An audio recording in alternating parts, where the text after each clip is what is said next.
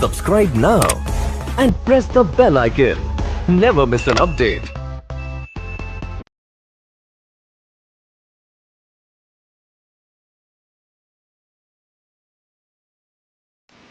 आजच्या कार्यक्रमाच्या व्याख्यात्या श्री आनंद हर्डीकर आणि कार्यक्रमाच्या अध्यक्षा श्री संतोष वजे यांचे सभा मंडपात आगमन होत आहे. आपण टाळ्यांच्या गजरात त्यांचे स्वागत करूया.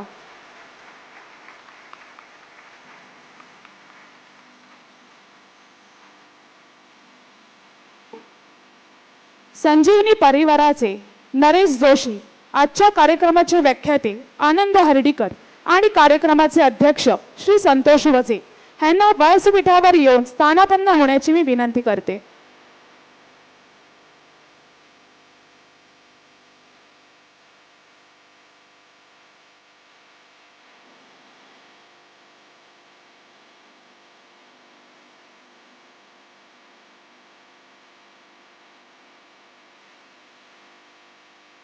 ज्ञानरूपी प्रकाशाचे प्रतीक असलेल्या दीप प्रज्वलनासाठी मान्यवरांना विनंती करते.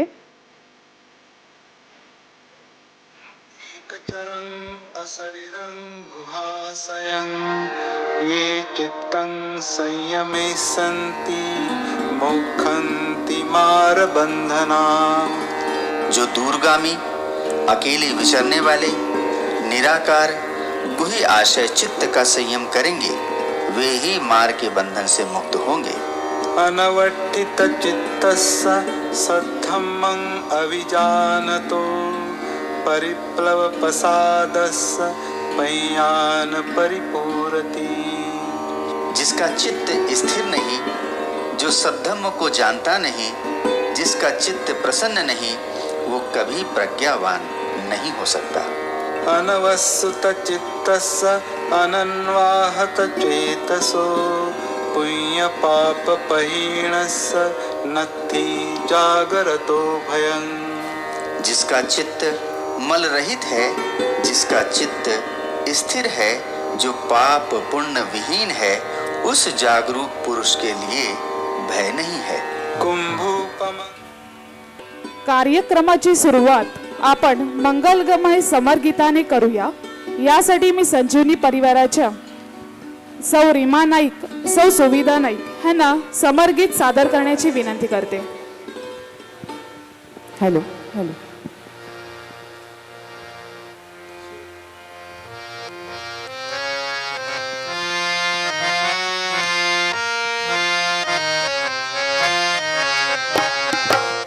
कदम बढ़ाए जा, खुशी के गीत गाए जा, ये जिंदगी है कौम की, तू कौम पे लुटाए जा. कदम कदम बढ़ाए जा, खुशी के गीत गाए जा, ये जिंदगी है कौम की, तू कौम पे लुटाए जा.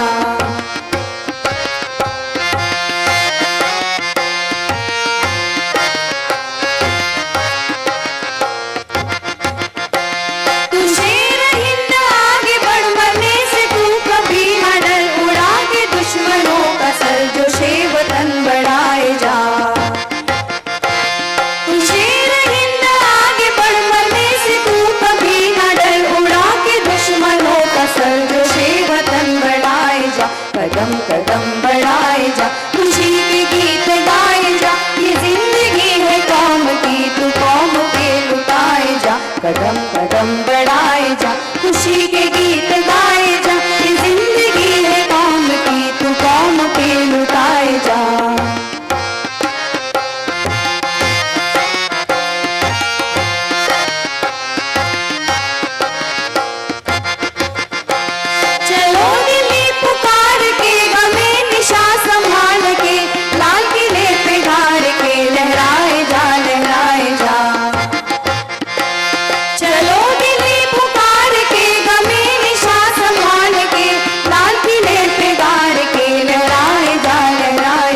कदम कदम बढ़ाए जा, खुशी के गीत गाए जा, ये जिंदगी है कौम की, तू कौम पे लुटाए जा. कदम कदम बढ़ाए जा, खुशी के गीत गाए जा, ये जिंदगी है कौम की, तू कौम पे लुटाए जा. कदम कदम बढ़ाए जा, खुशी के गीत गाए जा, ये जिंदगी है कौम की, तू कौम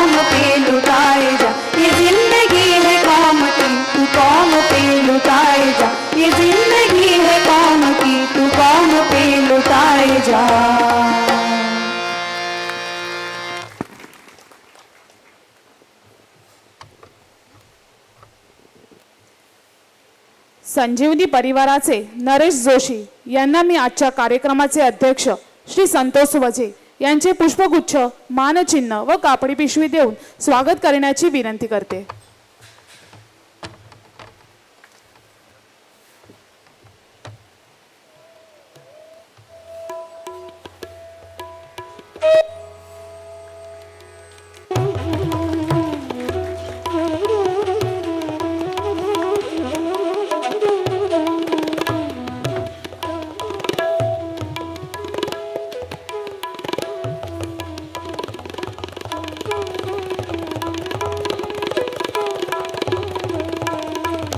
कार्यक्रमाचे अध्यक्ष श्री संतोष वजे यांना मी आजचे व्याख्याते श्री आनंद हर्डीकर यांचे पुष्पगुच्छ व मानचिन्ह, कापडी पिशव्याचा सेट, वसईतील फळभाजी आणि फुलभाजी देऊन स्वागत करण्याची विनंती करते.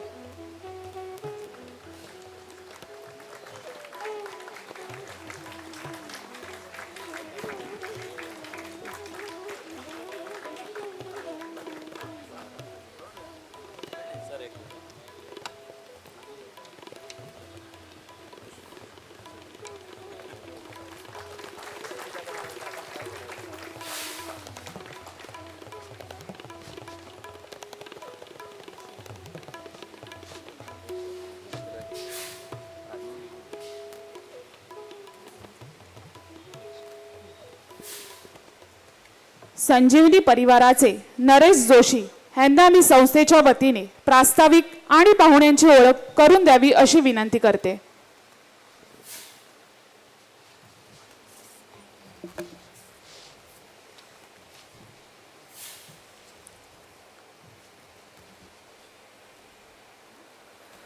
नमस्कार.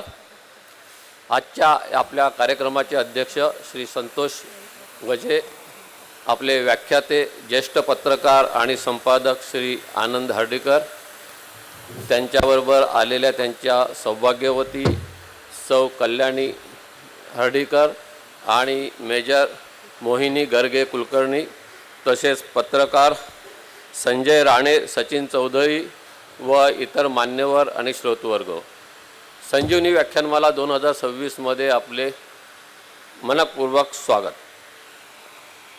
समाज परिवर्तनाचा ध्यास घेऊन संजीवनी परिवाराची स्थापना 1994 साली आपण केली होती.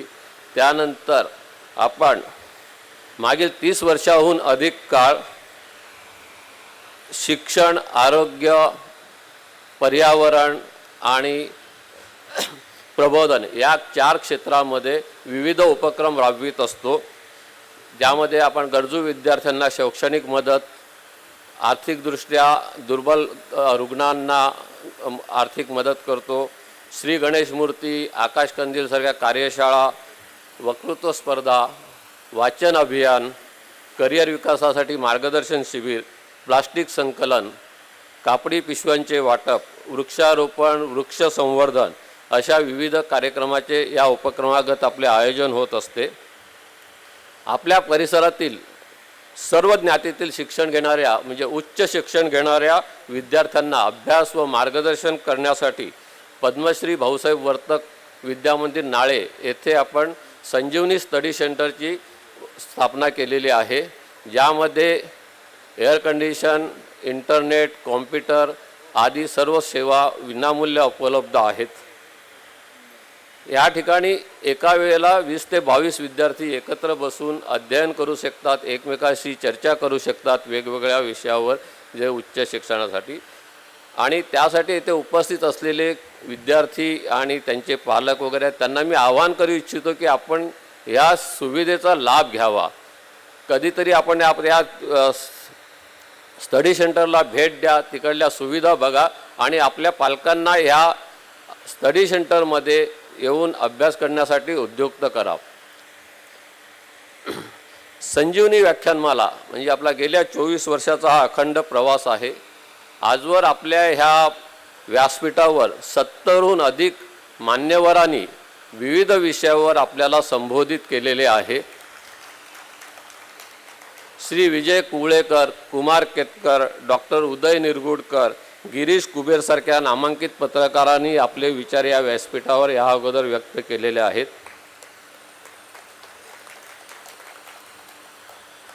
आजच्या आपल्या कार्यक्रमाचे अध्यक्ष आणि समाजबांधव श्री संतोष वासुदेव वजे हे RCF थळ प्रकल्पातून वरिष्ठ जनसंपर्क अधिकारी म्हणून निवृत्त झालेले आहेत.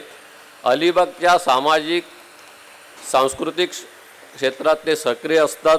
मुलाखतकार, निवेदक व सूत्रसंचालक म्हणून ते तिथे परिचित आहेत. अनेक दिग्गजांच्या त्यांनी मुलाखती घेतलेल्या आहेत आणि गेल्या 35 वर्षापासून कार्यरत असलेल्या मैफिल अलिबाग ह्या शास्त्रीय संगीत संस्थेचे ते संस्थापक सदस्य आहेत.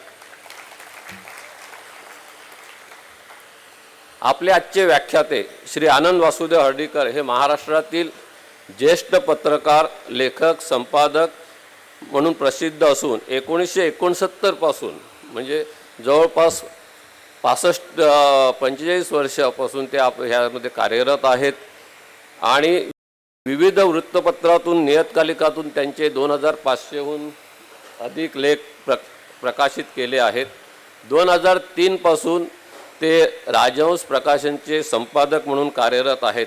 175हून अधिक पुस्तकांचे, विविध नियतकालिकांचे आणि 100 स्मरणिकांचे त्यांनी संपादन केलेले आहे. काही मान्यवरांच्या महत्त्वाच्या वैचारिक ग्रंथाचे त्यांनी मराठीमध्ये अनुवादन केले आहे. मागील 2 महिन्यापासून त्यांचे दैनिक लोकसत्तामध्ये राजवाडे विचार विश्व ह्या शीर्षकाखाली इतिहासाचार्य V.K. राजवाडे यांच्या ऐतिहासिक लिखाणावर विवेचनात्मक लेख प्रसिद्ध होत आहेत. प्राध्यापक सदानंद मोरे यांचे लोकमान्य ते महात्मा, फादर फ्रान्सिस डिब्रिटो यांच्या सुबोध बायबल तसेच इतर नामांकित लेखकांच्या ग्रंथसंवादात त्यांचा सहभाग आणि योगदान दिलेले आहे. लेखक म्हणून त्यांची आजवर 7 पुस्तके प्रसिद्ध झाली असून आपल्या व्याख्यानाचा विषय असलेले नेताजी तुम्ही कोठाय हे नेताजी सुभाषचंद्र बोस यांचे समग्र चरित्र असलेले पुस्तक लवकरच प्रकाशित होणार आहे. 2005 साली जेव्हा सरांचे कायदे आजम हे बॅरिस्टर जिनांच्या जीवनावरील पुस्तक राजहंस प्रकाशनाने प्रकाशित केले, त्यावेळी राजहंस प्रकाशनचे श्री माझगावकर सर यांनी हर्डीकर सरांना पत्र लिहिले होते. त्यातील 2-3 ओळी मी आपल्याला वाचून दाखवतो, जे अभ्यासक म्हणून सरांची नेमकी ओळख अधोरेखित करते. पत्रातील ओळी अशा आहेत: संघाच्या पूर्ण राष्ट्रवादी भूमिकेवर तुमची जडणघडण झाली आहे. अशावेळी तुम्ही बॅरिस्टर जिनावर पुस्तक लिहिण्याला विशेष अर्थ आहे. तुमचे वेगळेपण असे की फाळणी, काश्मीर प्रश्न, हिंदू मुसलमान प्रश्न हे तुमच्या अभ्यासाचे विषय. ह्या विषयावर बोलताना तुम्ही संघशिस्त सोडून शान खुलता. तुमच्या राजकीय विचारसरणीतला एकारलेलापणा वाचन चिंतनाने कमी झाला आहे असे जाणवते. साहित्य व संस्कृती क्षेत्रातील त्यांच्या ह्या योगदानामुळे महाराष्ट्र राज्य ग्रंथ संचालन, साहित्य संस्कृती मंडळ अशा महाराष्ट्रातील महत्त्वाच्या संस्थांशी संलग्न असलेले श्री हर्डीकर सर सपत्नीक पुण्याहून येथे आलेले आहेत. त्याकरिता मी त्यांना धन्यवाद देतो. त्यांच्यासोबत त्यांच्या पत्नी डॉक्टर कल्याणी हर्डीकर आणि मेजर मोहिनी गर्गे कुलकर्णी या भारतीय सैन्यातील माजी महिला अधिकारी, त्या लेखिका आहेत, प्रेरणादायी वक्त्या आहेत आणि सैन्य दलात त्यांनी 10 वर्षे सेवा दिलेली आहे. अपरिचिता गाथा या भारतीय वीरांगनाची पुस्तकाद्वारे भारतीय इतिहासातील वीरांगनाचा इतिहास त्यांनी पुस्तक रूपात आणलेला आहे. एकदा त्यांच्यासाठी आपण टाळ्या वाजवूया. आणि पुष्प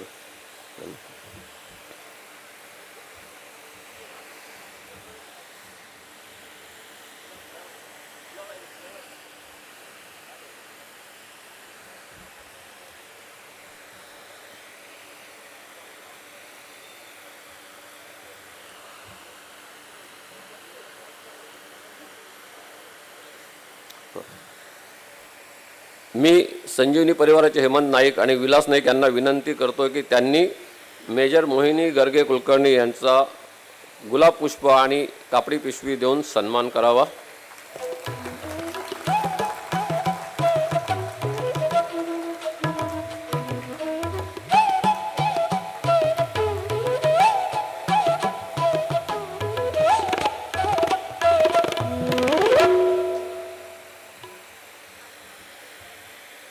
आजच्या आपल्या कार्यक्रमाचे अध्यक्ष, व्याख्यानमालेस आवर्जून उपस्थित राहणारे सर्व श्रोतेजन व आजचा कार्यक्रम यशस्वी होण्यासाठी हातभार लावणाऱ्या सर्वांचे आभार मानून मी आपल्याला महाराष्ट्र दिन आणि कामगार दिनाच्या शुभेच्छा देतो आणि माझे प्रास्ताविक संपवतो. या ठिकाणी रविवार दिनांक 3 मे रोजी श्री यजुवेंद्र अनिल महाजन गुरुजी यांचे व्याख्यान होणार आहे. ह्याचवेळी चांगला माणूस घडण्यासाठी हे त्यांचे विषय आहे. यजुवेंद्र महाजन गुरुजी हे दीपस्तंभ फाउंडेशनचे संस्थापक आहेत आणि त्याद्वारे ते शिक्षण क्षेत्रातील आणि सामाजिक क्षेत्रातील कार्यकर्ते आहेत. त्यांनी दिव्यांग, अनाथ आणि ट्रान्सजेंडर व आर्थिकदृष्ट्या दुर्बल घटकासाठी उच्च परीक्षा प्रशिक्षण, तांत्रिक मार्गदर्शन उपलब्ध करून दिलेले आहे. पुणे, शिरोली व जळगाव या ठिकाणी निवासी सुविधा व सर्वसमावेशक मार्गदर्शनाद्वारे हजारो विद्यार्थ्यांनी त्यांनी स्वावलंबनाचा मार्ग दाखवला आहे. आणि हे सर्व ते लोकांच्या आर्थिक पाठबळावर ते करत असतात. आपणही म्हणजे आपल्याला माहीत आहे की आपण वर्षात म्हणजे ज्या वेळेला आपल्याकडे असे वेगवेगळे संस्था की जे सामाजिक तळागाळातील लोकांसाठी किंवा वेगळ्या धर्तीवर काम करतात त्यांना आपण आर्थिक सहयोग देत असतो. या अगोदर आपण भारती ठाकूर यांच्या नर्मदालयाला, सागर रेड्डी यांच्या अनाथालय आणि मागील वर्षी आपण सुमेधा मॅडम आल्या होत्या ज्याने काश्मीर सियाचीन येथे ऑक्सिजन प्लांट उभारला, त्यांना आर्थिक सहयोग दिला होता. भारती ठाकूर मॅडमला जेव्हा आपण आर्थिक सहयोग दिला त्यावेळेला आपल्याकडे डॉक्टर जयंत नारळीकर आलेले आणि त्यांनी त्यांचं मानधन न स्वीकारता ते भारती मॅडमच्या नर्मदालयाला द्यावे असे सांगून आपल्याला एक सुखद अनुभव दिलेला होता. आपण सुद्धा यावर्षी यजुवेंद्र सरांना 1 लाख रुपयाची देणगी त्यांच्या कार्यासाठी देण्याचा मानस आहे. आपणा सर्वांना विनंती आहे की आपले कोणाची इच्छा असेल तर त्यांनी या आर्थिक आपले सहकार्य द्यावे, कारण त्यांचा सर्व हा डोलारा लोकांकडून मिळणाऱ्या वर्गणीवर चालत असतो. संजीवनी परिवाराच्या वेगवेगळ्या उपक्रमासाठीही आपणही समाजाकडून भरघोस देणगी आपल्याला मिळत असते आणि या देणगीचा सर्व हिशोब आपण वेळच्या वेळी आपण एकदम चोख ठेवत असतो. संजीवनी परिवारात काम करणारी सर्व मंडळी ही विश्वस्त आहेत या भावनेने काम करते आणि त्यानुसार दरवर्षी आपण व्याख्यानमालेच्या वेळेला आपण जमा खर्च आणि ताळेबंदाचा तपशील जाहीर करत असतो. यावर्षी आपण जमा खर्च आणि ताळेबंद याचा तपशील बाहेर फ्लेक्स बोर्डावर लावलेला आहे, तो आपण बघू शकता. या पुढील 2-3 दिवसात अहवाली तयार होतील, तेही आपल्यापर्यंत पोचतील. हे आपल्या माहितीसाठी सांगतो आणि माझे 2 शब्द पुरे करतो. धन्यवाद. जय हिंद, जय स्वामी.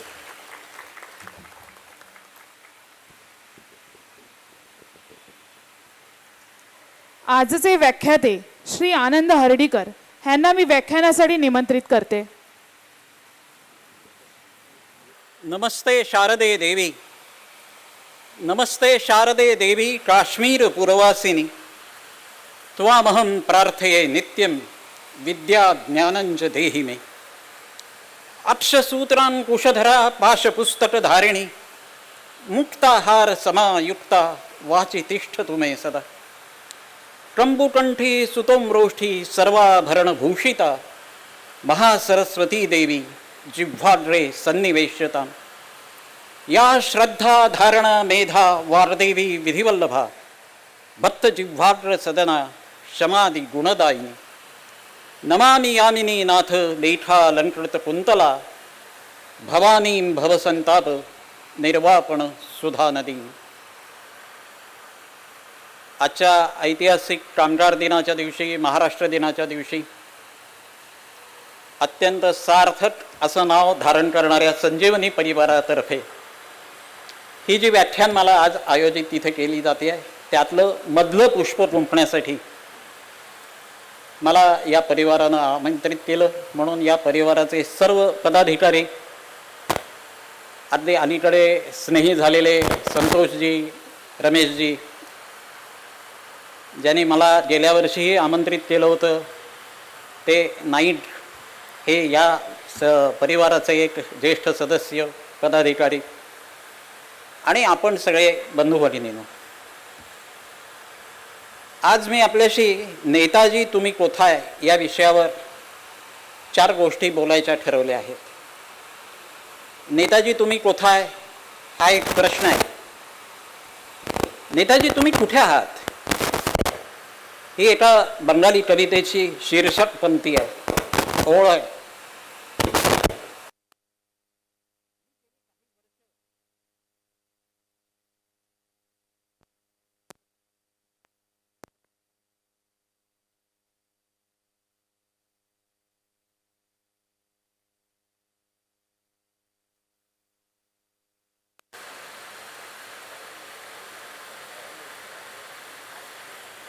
मी गेली काही वर्ष या प्रश्नाचं उत्तर शोधतोय.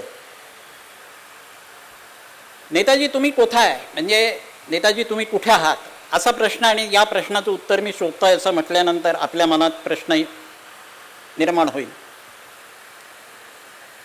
त्या प्रश्नाचं उत्तर मी जे शोधतोय त्या शोधाचा, त्या प्रवासाचा थोडासा भाग मी आपल्यासमोर आज मांडणार आहे. माझ्यासमोर आज थोडासा एक यक्ष प्रश्नासारखा प्रश्न आहे. मी सुभाषबाबूंच्या जीवनावर 3-3 दिवस व्याख्यानं देतो. भारत सोडून निघून जाण्यापूर्वीपर्यंतचा जो त्यांचा एक आयुष्याचा घटनाक्रम आहे तो पहिल्या दिवशी मांडायचा, सारं काही स्वातंत्र्यासाठी. दुसऱ्या दिवशीच्या भागामध्ये मेनी रोड्स टू दिल्ली, दिल्लीकडे जाण्याचे अनेक मार्ग आहेत, ही त्यांची भाषणातली एक उक्ती. ही मी मुद्दाम माझ्या भाषणाचा विषय शीर्षक म्हणून ठरवतो. आणि त्यांनी देश सोडून गेल्यानंतर जे काही केलं, जो पराक्रम रचला, जी आझाद हिंद फौज उभी केली आणि त्या फौजेतर्फे जो आपल्या भारतीय स्वातंत्र्यासाठी अविस्मरणीय लढा दिला, त्याचं वर्णन करतो. आणि तिसऱ्या या ह्याच्यात नेताजी तुम्ही कोठे आहे, ते अपघातात गेले नाहीत असं वाटणाऱ्या कोट्यावधी भारतीय जनतेच्या मनात त्यांच्या निधनानंतरचे जी काही घटनांची मालिका आहे त्यामुळे निर्माण राहिलेले आणि निर्माण तसेच राहिलेले, रेंगाळत राहिलेले, आज तागायत ज्या प्रश्नांचं उत्तर मिळालं नाही अशा प्रश्नांचा धांडोळा घेतो. आपल्यापैकी जी काही वर्तमानपत्र वाचणारी इथं मंडळी असतील त्यांनी वाचलं असेल. त्यांची मुलगी ऑस्ट्रियात जी प्राध्यापिका आहे, आता ती निवृत्त आहे, अनिता बाफ, यांनी अगदी अलीकडे आपल्या सर्वोच्च न्यायालयाचे दरवाजे ठोठावले आहेत.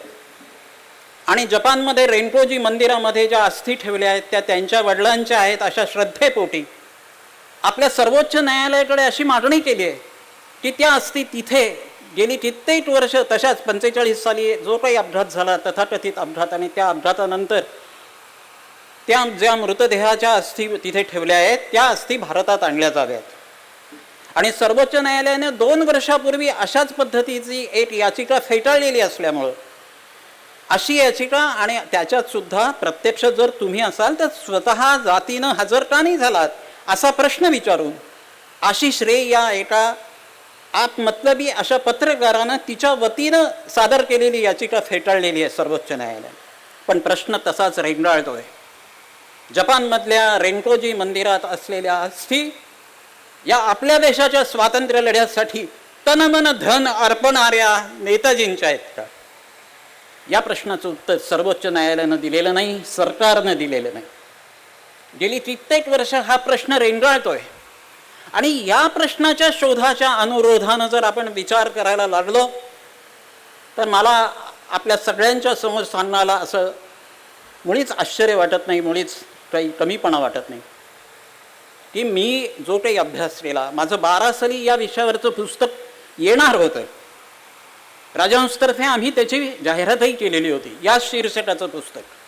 आणि मी जो काही आधीपासून अभ्यास करत आलो होतो, माझं ते पहिलं पुस्तक गांधी, अशोक आणि राष्ट्रघात या नावाचं माझ्या वयाच्या 23व्या वर्षी मी जो काही अभ्यास करून लिहिलं होतं त्यात मी असा एक सिद्धांत मांडला होता वयाच्या 23व्या वर्षी की या देशाला महात्मा गांधींच्या अहिंसावादी मार्गानेही स्वातंत्र्य मिळालं नसतं.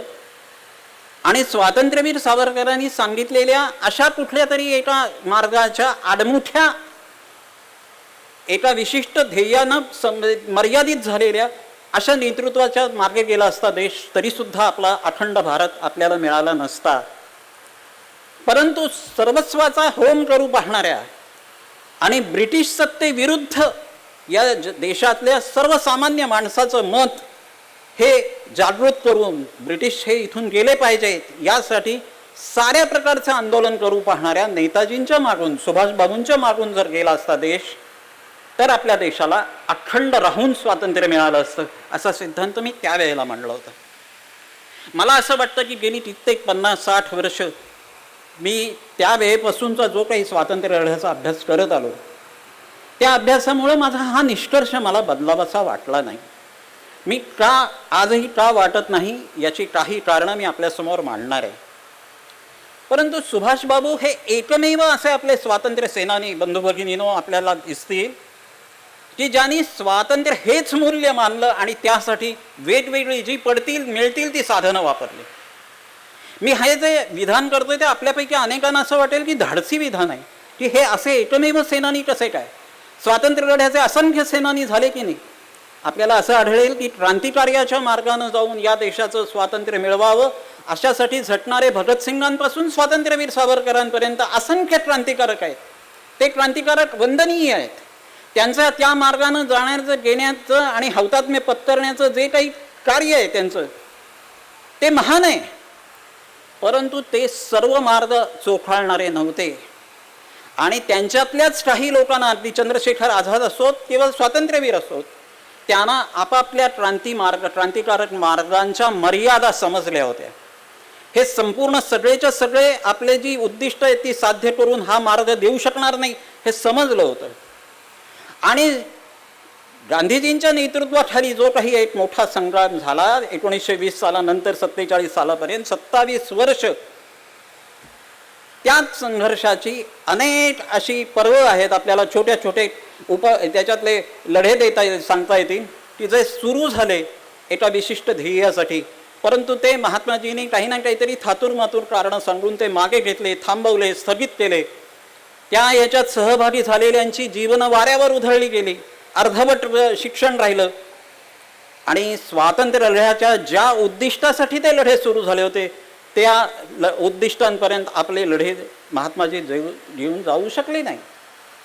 काँग्रेसच्या झेंड्याखाली तसे झालेले संघर्ष हे कमीपणाचे आहेत असं नाही, पण उचललेस तुम्ही मीठ मुठ भरत साम्राज्याचा ठचला पाया असं गदिमा म्हणाले असते.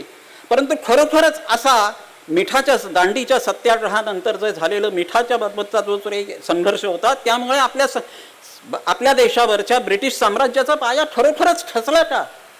आपला देश स्वतंत्र होऊन जो काही तथाकथित स्वातंत्र्य 47 साली मिळालं त्यानंतर इतकी वर्ष झाल्यानंतर सुद्धा आपण असा विचार करू शकत नाही. शांतपणे विचारपूर्वक याचा निर्णय आपण केला पाहिजे की त्या सत्याग्रहामुळं आपल्या देशाचं स्वातंत्र्य जवळ आलं का.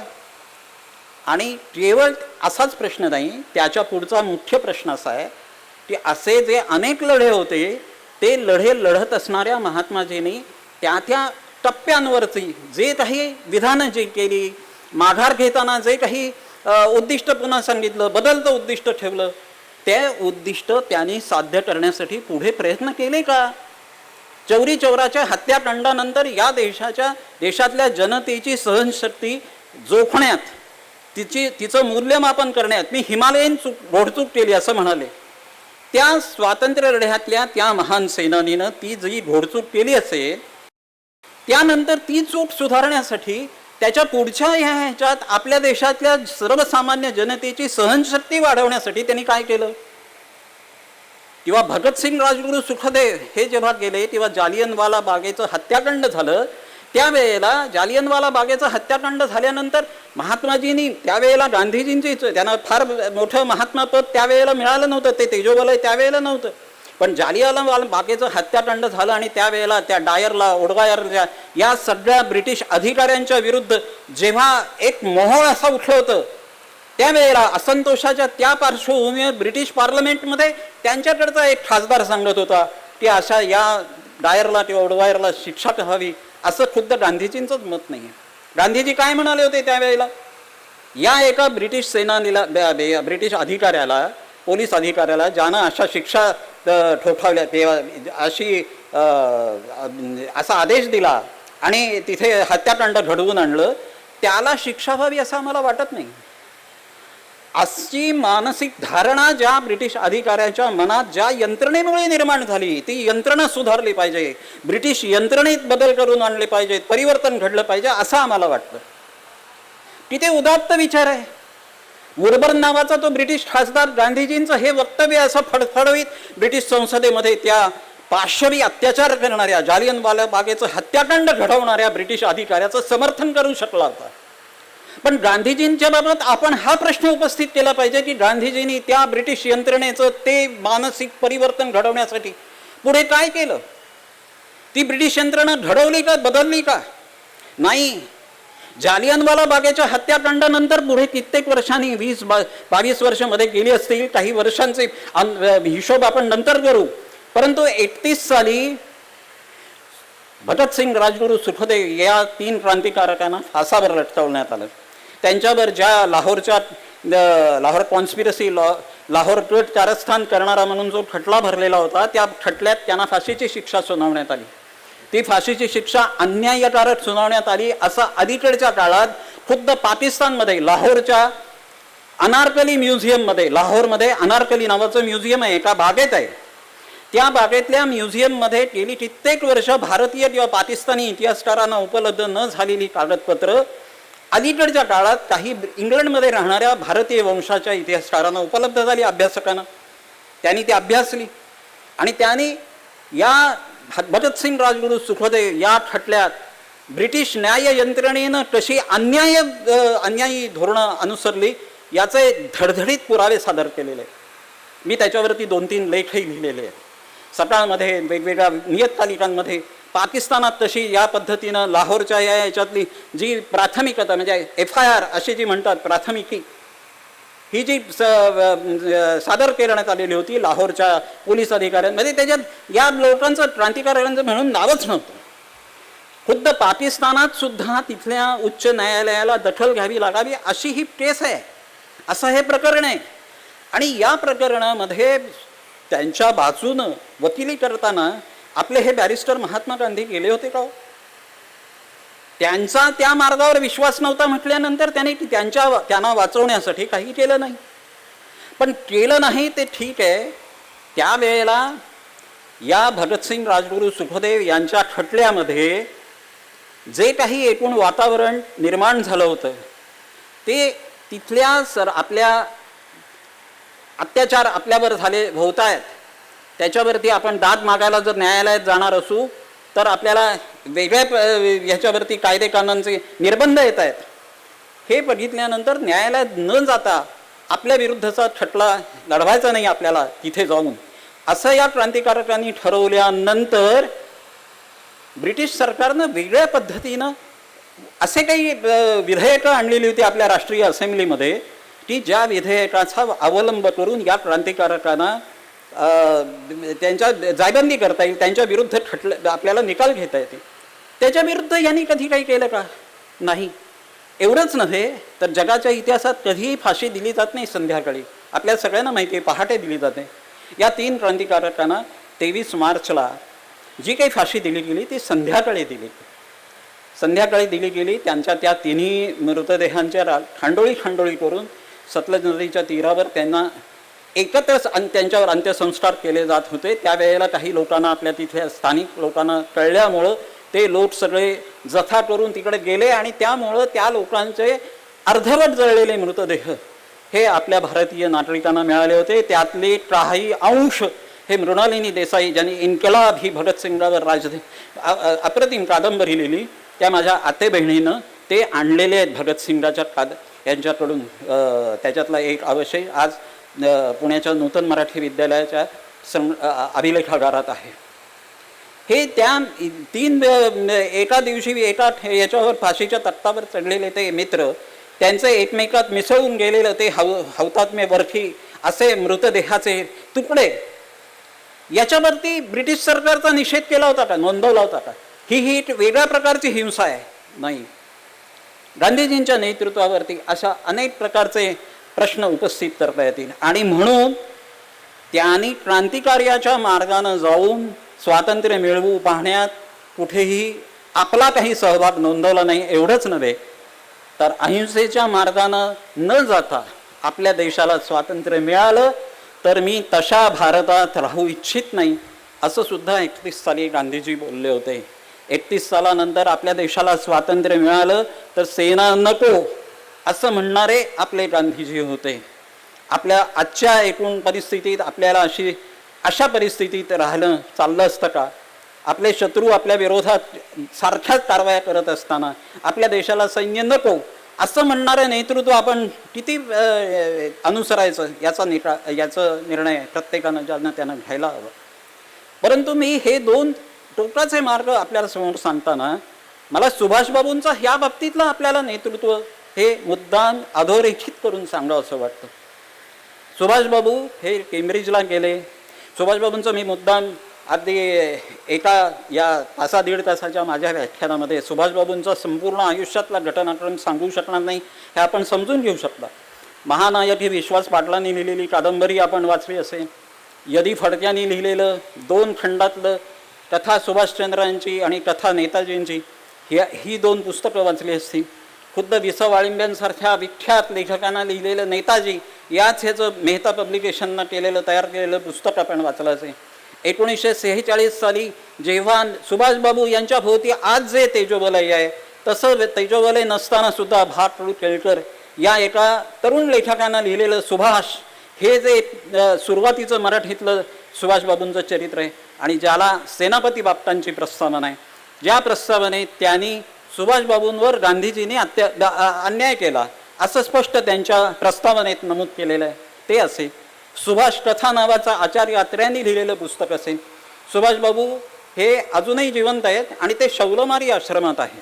शौलमारी आश्रमात जे बाबा राहतात ते सुभाषबाबूच आहेत असं एकेकाळी एक वदंता होती. त्या वदंतेचा शोध काढत आपल्या महाराष्ट्रातले अग्रगण्य पत्रकार आचार्य अत्रे, नवहित साप्ताहिक किंवा मराठा हे दैनिक ज्यांनी चालवलं ते हे अग्रगण्य पत्रकार त्या शौलमारी आश्रमापर्यंत जाऊन थडकले होते.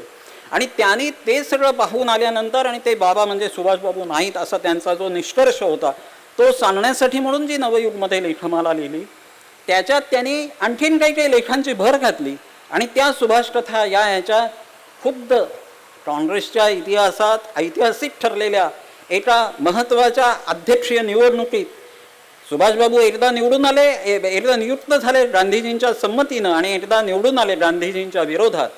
गांधीजींनी उभ्या केलेल्या पट्टाभी सीतारामय्या या त्यांच्या उमेदवाराला पराभूत करून त्यावेळेला जे काही राजकारण घडलं त्यांच्यावर जे खोटे नाटे आरोप झाले त्यांना आजारी असताना सुद्धा हे आजारपणाचं नाटक करतायत असं म्हटलं गेलं.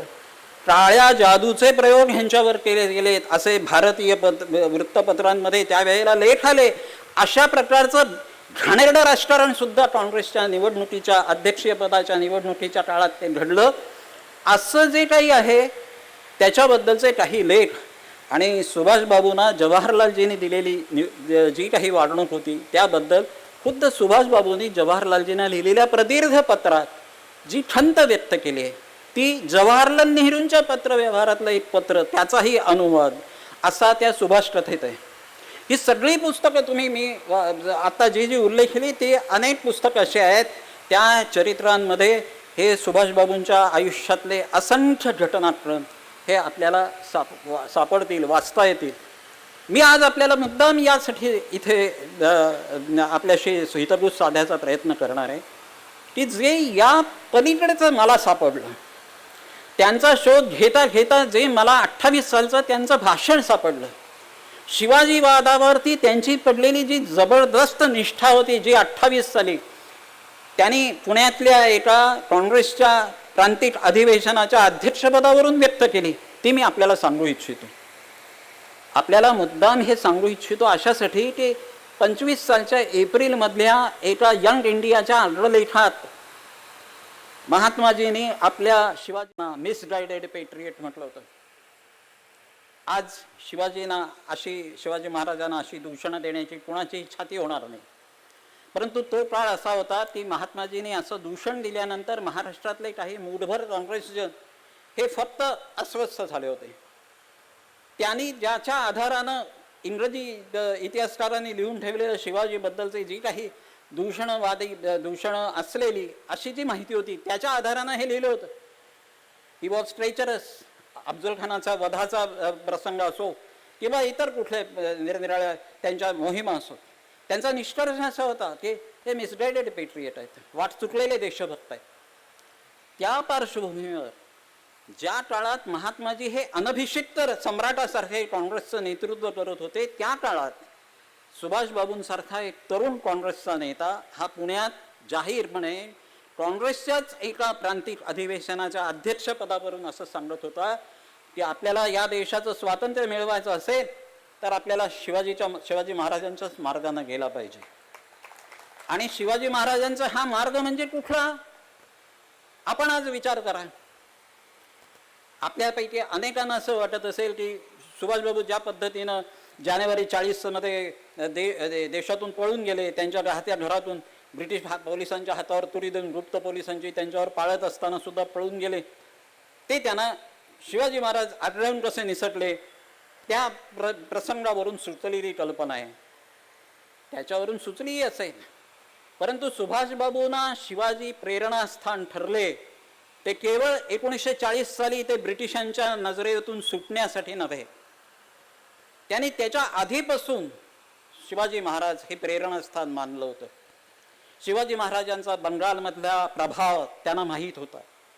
मंडालेच्या तुरुंगात ते ज्या वेळेला होते त्यावेळेला लोकमान्य ज्या मंडालेच्या दारुण अशा परिस्थितीत काही काळ राहिले, 6 वर्ष त्यांनी त्या ठिकाणी काढला, तो त्यांच्या तुरुंगवासाचा काळ आत्म्यावर घणाघात घालणारा, असं सुभाषबाबूंचे शब्द आहेत. सुभाषबाबूंनी नचिम केळकरांना लिहिलेल्या पत्रातले हे शब्द आहेत. नचिम केळकर हे लोकमान्यांचे वारसदार, केसरीचे संपादक असताना ते त्यांनी सुभाषबाबूंनी पाठवलेलं पत्र ब्रिटिश पोलिसांनी केळकरांपर्यंत पोहोचवलं नव्हतं. पण नंतर 28 सालचं जे भाषण मी आपल्याला सांगतोय त्या भाषणात त्यांनी हे पुन्हा उद्धृत केलं की मी ज्या वेळेला मंडालेत गेलो तोपर्यंत माझ्या मनात लोकमान्यांबद्दल आदर पूर्वीपासून होताच. माझे गुरु असणारे देशबंधू चित्तरंजन दास यांचे ते ज्येष्ठ सहकारी होते, त्यामुळे मला माहिती होतं लोकमान्यांचं मोठेपण. पण मी जेव्हा मंडालेच्या तुरुंगात गेलो आणि तिथला तुरुंगवास भोगला त्यावेळेला मला त्या ठिकाणी हे अशी परीक्षा घेणारी, अग्निपरीक्षा घेतण्यासारखी तिथली स्थिती जेव्हा मी स्वतः अनुभवली तेव्हा त्या लोकमान्यांचं मोठेपण माझ्या मनावर आणखीन ठसलं. हे त्या भाषणात त्यांनी लिहिलं, भाषणात सांगितलं. केवळ इतरही नव्हे तर आपल्या महाराष्ट्राला बंगालशी असणारा ऋणानुबंध सांगताना शिवाजी महाराजांचं पहिलं बंगाली चरित्र कसं केव्हापासून होतं. एक बंगाली इतिहासकार सातारला आला, राहिला, 3-4 महिने त्याने सातारमधली कागदपत्र पाहिली, शिवाजी महाराजांचे निरनिराळे दस्तावेज पाहून त्याच्याबद्दलचं चरित्र हे जवळजवळ 18व्या शतकाच्या शेवटच्या 15-20 वर्षांमध्ये बंगालमध्ये लोकप्रिय झालं. त्याच्यानंतर अनेक वेळेला शिवाजी महाराजांचा त्या ठिकाणी प्रभाव कसा पडला याची वर्णनं त्या भाषणात सुभाषबाबूंनी केली. आणि हे भाषण 28 सालचं आहे. सुभाषबाबूंची जी काही तुम्हाला चरित्र मिळतील, अगदी यदी फडक्यांचं मी आत्ता सांगितलं तसं किंवा नेताजी हे वाळिंबेंचं, त्याच्यात 28 सालचं हे भाषण झालं याची नोंद आहे. परंतु जयश्री नावाचं एक बंगाली द्वैमासिक आहे. मी बोई मेल्यासाठी माझ्या नेताजी तुम्ही कोथा या प्रश्नाच्या शोधासाठी मी जेव्हा 18 साली 13 साली 14 साली असा बंगालमध्ये फिरलो, प्रामुख्यानं कलकत्त्यात फिरलो. बोई मेला म्हणजे बुक फेअर असतं, कलकत्त्यातलं ग्रंथ प्रदर्शन हे फार मोठं आहे. त्या ठिकाणी जेव्हा फिरलो त्यावेळेला मला हे जयश्री मासिक याचे संपादकही भेटले आणि त्याबद्दलची माहिती कळली. सुभाषबाबूंच्या अत्यंत जवळच्या अशा सहकारी होत्या लीला रॉय. या लीला रॉय यांनी सुरू केलेलं आणि हे जयश्री हे मासिकाचं नाव रवींद्रनाथ टागोरांनी ज्या नियतकालिकाला दिलं त्या नियतकालिकाचे काही अंक हे मला मिळाले. बंगाली आणि इंग्रजी अशा दोन्ही भाषांमध्ये वेळोवेळी अंक प्रसिद्ध करणारं हे नियतकालिक, त्याचे जेवढे मिळतील अंक जुने तेवढे घेऊन मी आलो. आणि स ला टाना सा, ट ला टाना टा, असं करत करत पण मी बंगाली एकेकाळी अगदी चांगल्या पद्धतीचा अभ्यास होत होतो. आता पुन्हा नव्यानं अभ्यास करायचा म्हणून मी ते अंक चाळले. तेव्हा त्याच्यात 2008 सालच्या जानेवारी महिन्याच्या जयश्रीच्या नेताजी विशेष अंकात पुण्याच्या शिवाजी मुद्रणालयानं छापलेलं 1928 सालचं शीम परांजपे, टाळकर्ते शीम परांजपे हे काँग्रेसचे त्यावेळचे पुण्यातले अध्यक्ष होते, त्यांच्या सहीनं पाठवलं गेलेलं निमंत्रण आणि त्या प्रांतिक अधिवेशनाच्या अध्यक्षपदावरून सुभाषबाबूंनी केलेलं भाषण हे पूर्णपणे सापडलं. आणि त्यात छत्रपती शिवाजींच्या मार्गानं गेल्याशिवाय आपल्या देशाचा स्वातंत्र्य लढा पुढे जाऊ शकणार नाही हे पूर्णपणे शिवाजीवादी असणाऱ्या सुभाषबाबूंचं वक्तव्य हे त्या भाषणात होतं. ते प्रचंड भाषण मी अभ्यासलं आणि त्याच्यावर छत्रपती शिवाजी आणि नेताजी यांच्या या संबंधांवर प्रकाश टाकणारा माझा एक लेख महाराष्ट्र टाइम्समध्ये प्रसिद्ध झाला केला होता त्यावेळेला. आपण हे जे शिवाजीवादी असणारे सुभाष हे समजून घेण्याचा प्रयत्न करावा असं माझं आपल्याला आवाहन आहे. हे 28 साली त्यांनी म्हटलं आणि 40 साली ते गेले देश सोडून. यात कुठे ना कुठेतरी शिवाजी महाराजांच्या एकूण नीतीचा, ध्येय धोरणाचा काही संबंध जोडता येतो का? आपले पिताजी हे आदिलशाहीच्या तुरुंगात आहेत. आदिलशाहीचे सरदार हे त्यांचा खात्मा करण्याचा, त्यांचा टाटा काढण्याच्या विचारात आहेत. अशा वेळी ज्या मोगलांपुढे झुकण्याचं मनात सुद्धा येणार नाही अशा एका दिल्लीश्वराला आपण तुमचेच आम्ही नोकरदार आहोत, तुमच्याच सेवेत आम्ही सेवेत आहोत, माझ्या वडिलांना आदिलशाह त्रास देतोय, आदिलशाहच्या तुरुंगात माझे वडील खितपत पडलेत, आपण बघा ना त्याच्याकडे काहीतरी, असं सांगणारे शिवाजी महाराज आणि आपल्या शहाजीराजांची सुटका करून आणणारे शिवाजी महाराज आणि ज्या माणसाच्या एकूण संपूर्ण त्यांच्या लेखनात भारतीयांबद्दल दुस्वास आहे, ब्रिटिशांबद्दलच्या एका सॉफ्ट कॉर्नरमुळे, ब्रिटिशांच्या बद्दलचा हळवा टोपरा वाळगल्यामुळे, ज्या ॲडॉल्फ हिटलरनं आपल्या आत्मचरित्रात भारतीयांबद्दल अपशब्द वापरलेले आहेत, त्या माणसाच्या बरोबर हस्तांदोलन करताना आणि त्याच देशाच्या नाझी सत्तेबरोबर सहकार्याची बोलणी करताना त्यांच्या रिबेनट्रॉप सारख्या परराष्ट्र मंत्र्याला तुमचा देश दुसऱ्या महायुद्ध म्हणजे महायुद्ध ब्रिटन विरुद्ध युद्ध सुरू केव्हा करणार आहे, 1935 साली असा प्रश्न रिबेनट्रॉप सारख्याला विचारणारे सुभाषबाबू हे लक्षात घ्या. त्यांच्या नाझी तत्त्वज्ञानासाठी किंवा जपानी लोकांनी केलेल्या कोरियातल्या किंवा चीनमधल्या अत्याचारांच्या संदर्भात आपण त्यांचे जे काही त्यावेळेला घडलेले गुन्हे असतील त्यांच्याशी तुम्ही त्यांचं सहकार्य घेत होतात म्हणजे या गुन्ह्यांमध्येही तुम्ही सहभागी आहात असे जे आरोप सुभाषबाबूंवर केले गेलेले, तुम्ही आपशा राष्ट्रांच्या बाजूनं लढलात म्हणजे तुम्ही त्यांचेच बांधलीप झालात असं जे म्हटलं जातं त्याचा आपण गांभीर्यानं पुनर्विचार करायला हवा. शिवाजी महाराजांची एकूण नीती ही लक्षात घेतल्यानंतर आपल्याला असं दिसेल, जाणवेल की ज्या साधनानिशी आपल्याला आपल्या देशाच्या स्वातंत्र्य लढ्याची पुढचा टप्पा गाठता येईल ते साधन जसं मिळेल, ज्या परिस्थितीत मिळेल ते आपण आपल्या कामासाठी वापरलं पाहिजे. हे शिवाजी महाराजांचं जे तंत्र होतं ते तंत्र सुभाषबाबूंनी आत्मसात केलं. त्यांनी गांधीजींच्या नेतृत्वाखाली अन्नसत्य याच्या काय सविनय कायदेभंगाच्या आंदोलनात सहभाग घेतला. काँग्रेसचे प्रतिनिधी म्हणूनही ते निवडून आले, मेयर झाले. चित्तरंजन दासांचं अत्यंत जवळचे विश्वासातले सहकारी म्हणून कलकत्त्याचे महापौर झाले. तिथल्या त्यांच्या एका चित्तरंजन दासांनी काढलेल्या दैनिकाचे संपादक झाले, महाविद्यालयाचे प्राचार्य झाले. परंतु त्यांना त्यांच्या अनुशीलन समिती या क्रांतिकारकांच्या संघटनेशी संबंध आहेत हे कळल्यामुळे त्यांच्यावरती काँग्रेसमधलेच कन्हैयालाल मुन्शींसारखे लोक पाळत ठेवून असत. त्यांचे काही ना काहीतरी हालचाली चाललेल्या आहेत याबद्दलचे दाखले, त्याबद्दलचे पुरावे हे ब्रिटिशांना पुरवले जात आणि त्यामुळं त्यांच्यावरती डूख धरून असणाऱ्या ब्रिटिश सत्तेनं त्यांना त्यांच्यावरती कोणताही आरोप न ठेवता मंडालेला पाठवलेलं होतं. 2.5-3 वर्ष ते कुठल्याही त्यांच्यावरती आक्षेप नाही, त्यांच्यावरती प्रत्यक्ष आरोप नाही, खटला चालला आहे, त्यांना शिक्षा ठोठावण्यात आली एखाद्या न्यायालयानं, असं नसताना ते तिकडे होते. आणि ते करत असताना तिकडे गेल्यानंतर ख्रिश्चन राजबंद्यांना यांचा ख्रिसमस साजरा करता यावा म्हणून त्यांना वेगळा भत्ता दिला जात असे.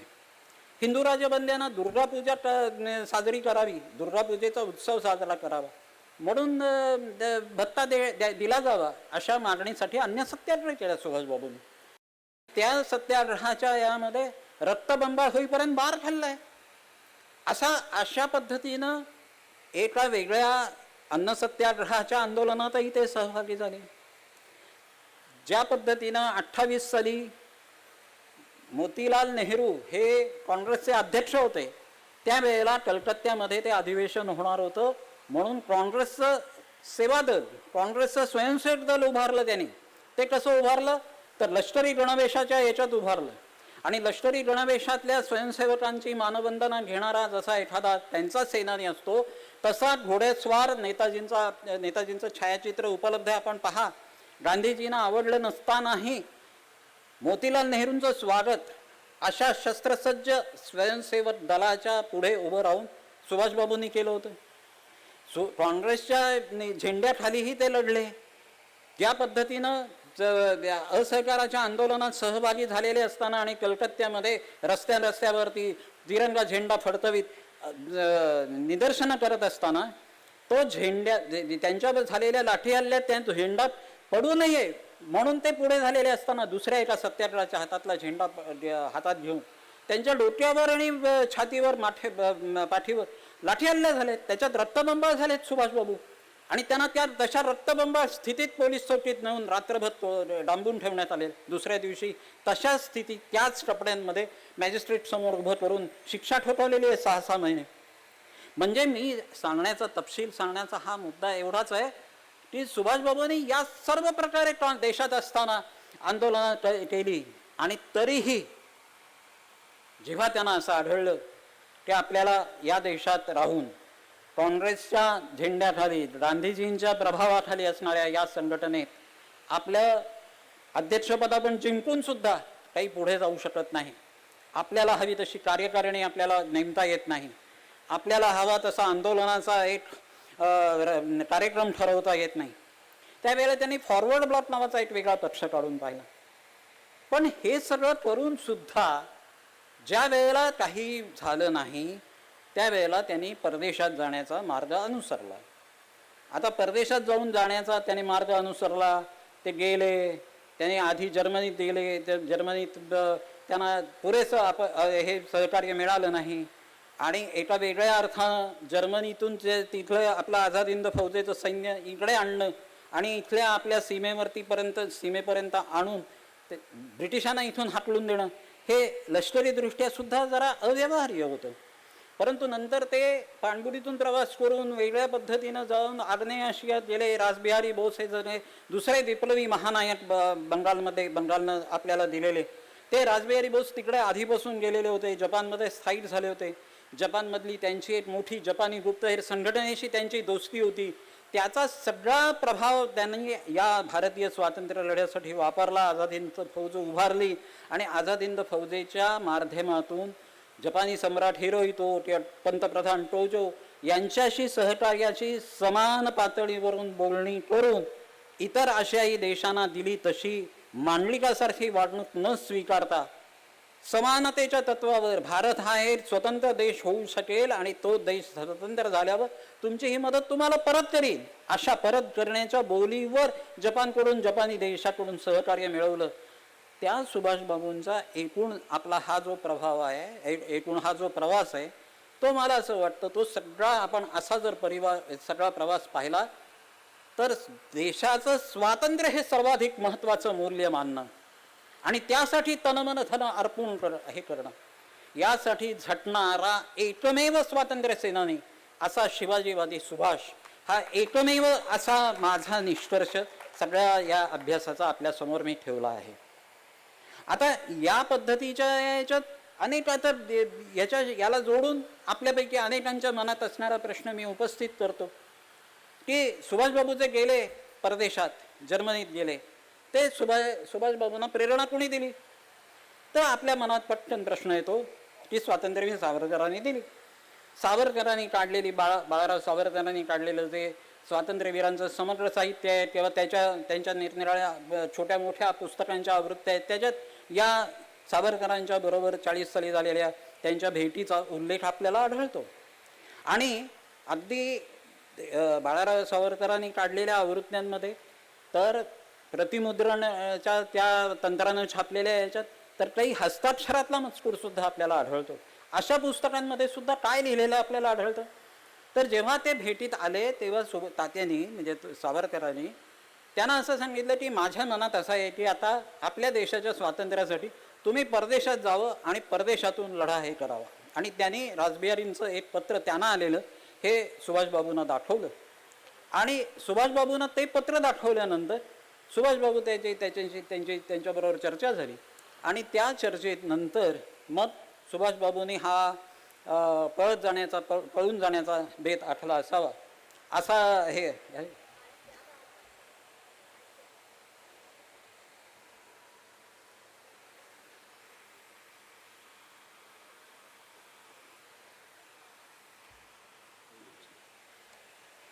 त्यांनी हे तसा बेत आखला असावा असं वाटतं.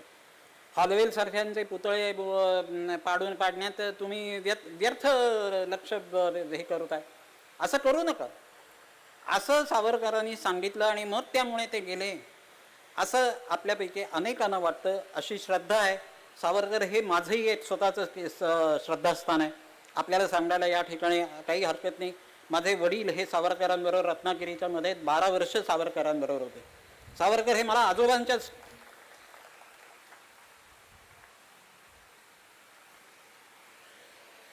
म्हटलं तर आजोबांच्याच ठिकाणी आहेत. परंतु प्रत्यक्ष 8 वर्षाचा असताना सावरकरांचे छोटे मोठे जीवन प्रसंग गोंधळकरांच्या पुस्तकातले हे मी लहानपणी पाठांतर करून म्हणत असे. त्यावेळेला मला वडिलांनी जेव्हा सावरकर सदनांमध्ये भेटायला नेलं होतं तेव्हा माझ्या वडिलांच्या देखत त्यांनी सांगितलेलं आणि मला सांगितलेलं की प्रश्न विचारायला शिक, तू याला तुझ्या मुलाला प्रश्न विचारायला लाव, प्रश्न विचारायची सवय लाव. हे मी अनेक लोकांचे प्रश्न विचारत आलो. गांधीजींच्याच नेतृत्वाबाबत जसे प्रश्न विचारले तसे माझ्या लेखनातून सावरकरांबाबत निरनिराळ्या आपल्या वाटणाऱ्या नेत्यांबद्दल सुद्धा प्रश्न विचारत आलो. आणि तसा हा प्रश्न माझ्या मनात नेहमी येतो. आपल्यासारख्यांच्या समोर ठेवायला मला काहीही वाटत नाही. सावरकरांनी जे 2-3 लोक माझ्या नजरेसमोर आहेत, आपण जर तो तपशील तो उतारा वाचला तर आपल्या असं लक्षात येईल की सावरकरांनी सुभाषचंद्रांना असं सांगितलंय की तुम्ही देशाबाहेर जा आणि देशाबाहेरून आपल्या देशाच्या स्वातंत्र्यासाठी लढा. आणि त्यामुळे ही प्रेरणा तात्यांनीच दिली सुभाषचंद्रांना असा आपला ठाम विश्वास असतो. आपण जरा थोडा विचार करा. सुभाषबाबूंचा एकूण या ठिकाणी मी मुद्दाम आपल्याला दाखवायला माझ्याकडच्या असंख्य पुस्तकांपैकी काहीच पुस्तकं मी इथे आणली आहेत. हे सुभाषचंद्र बोसांचं एक इंग्लिशमधलं पुस्तक आहे, अँड द बेंगाल रिव्होल्युशनरीज असं त्याचं उपशीर्षक आहे. म्हणजे त्याचं खाली कमी याच्या उंचीच्या अक्षरांमध्ये अनुशीलन समिती ही आपण अनेकांनी ऐकले असेल. युगांतर आणि अनुशीलन समिती या बंगालमधल्या 2 प्रचंड मोठ्या महत्त्वाच्या या स्वदेशी आंदोलनापासून आणि त्याच्याही आधीपासून कार्यरत असलेल्या बंगाली युवकांच्या क्रांतिकारक संघटना, गुप्तहेर संघटना अशा होत्या. या संघटनांशी कायमचे संबंध आहेत. काँग्रेसमध्ये असताना सुद्धा आणि नसताना सुद्धा सुभाषबाबूंचे फार पूर्वीपासून संबंध आहे.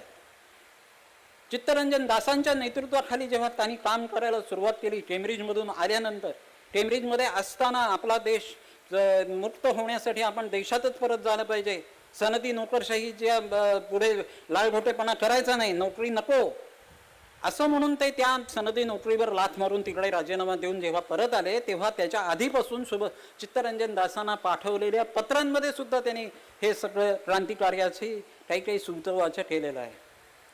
असा माणूस 28 साली मोतीलाल नेहरूंच्या स्वागतासाठी कलकत्त्यात सशस्त्र सेनादलाचं एखादी पथक असावं तसं स्वयंसेवक दल, काँग्रेसचं म्हणून स्वयंसेवक दल उभारणारा आणि लष्करी गणवेशात घोडेस्वार असा त्यांचं त्या पथकाचं स्वागत करणारा सुभाषबाबू हे डोळ्यासमोर आणं ना.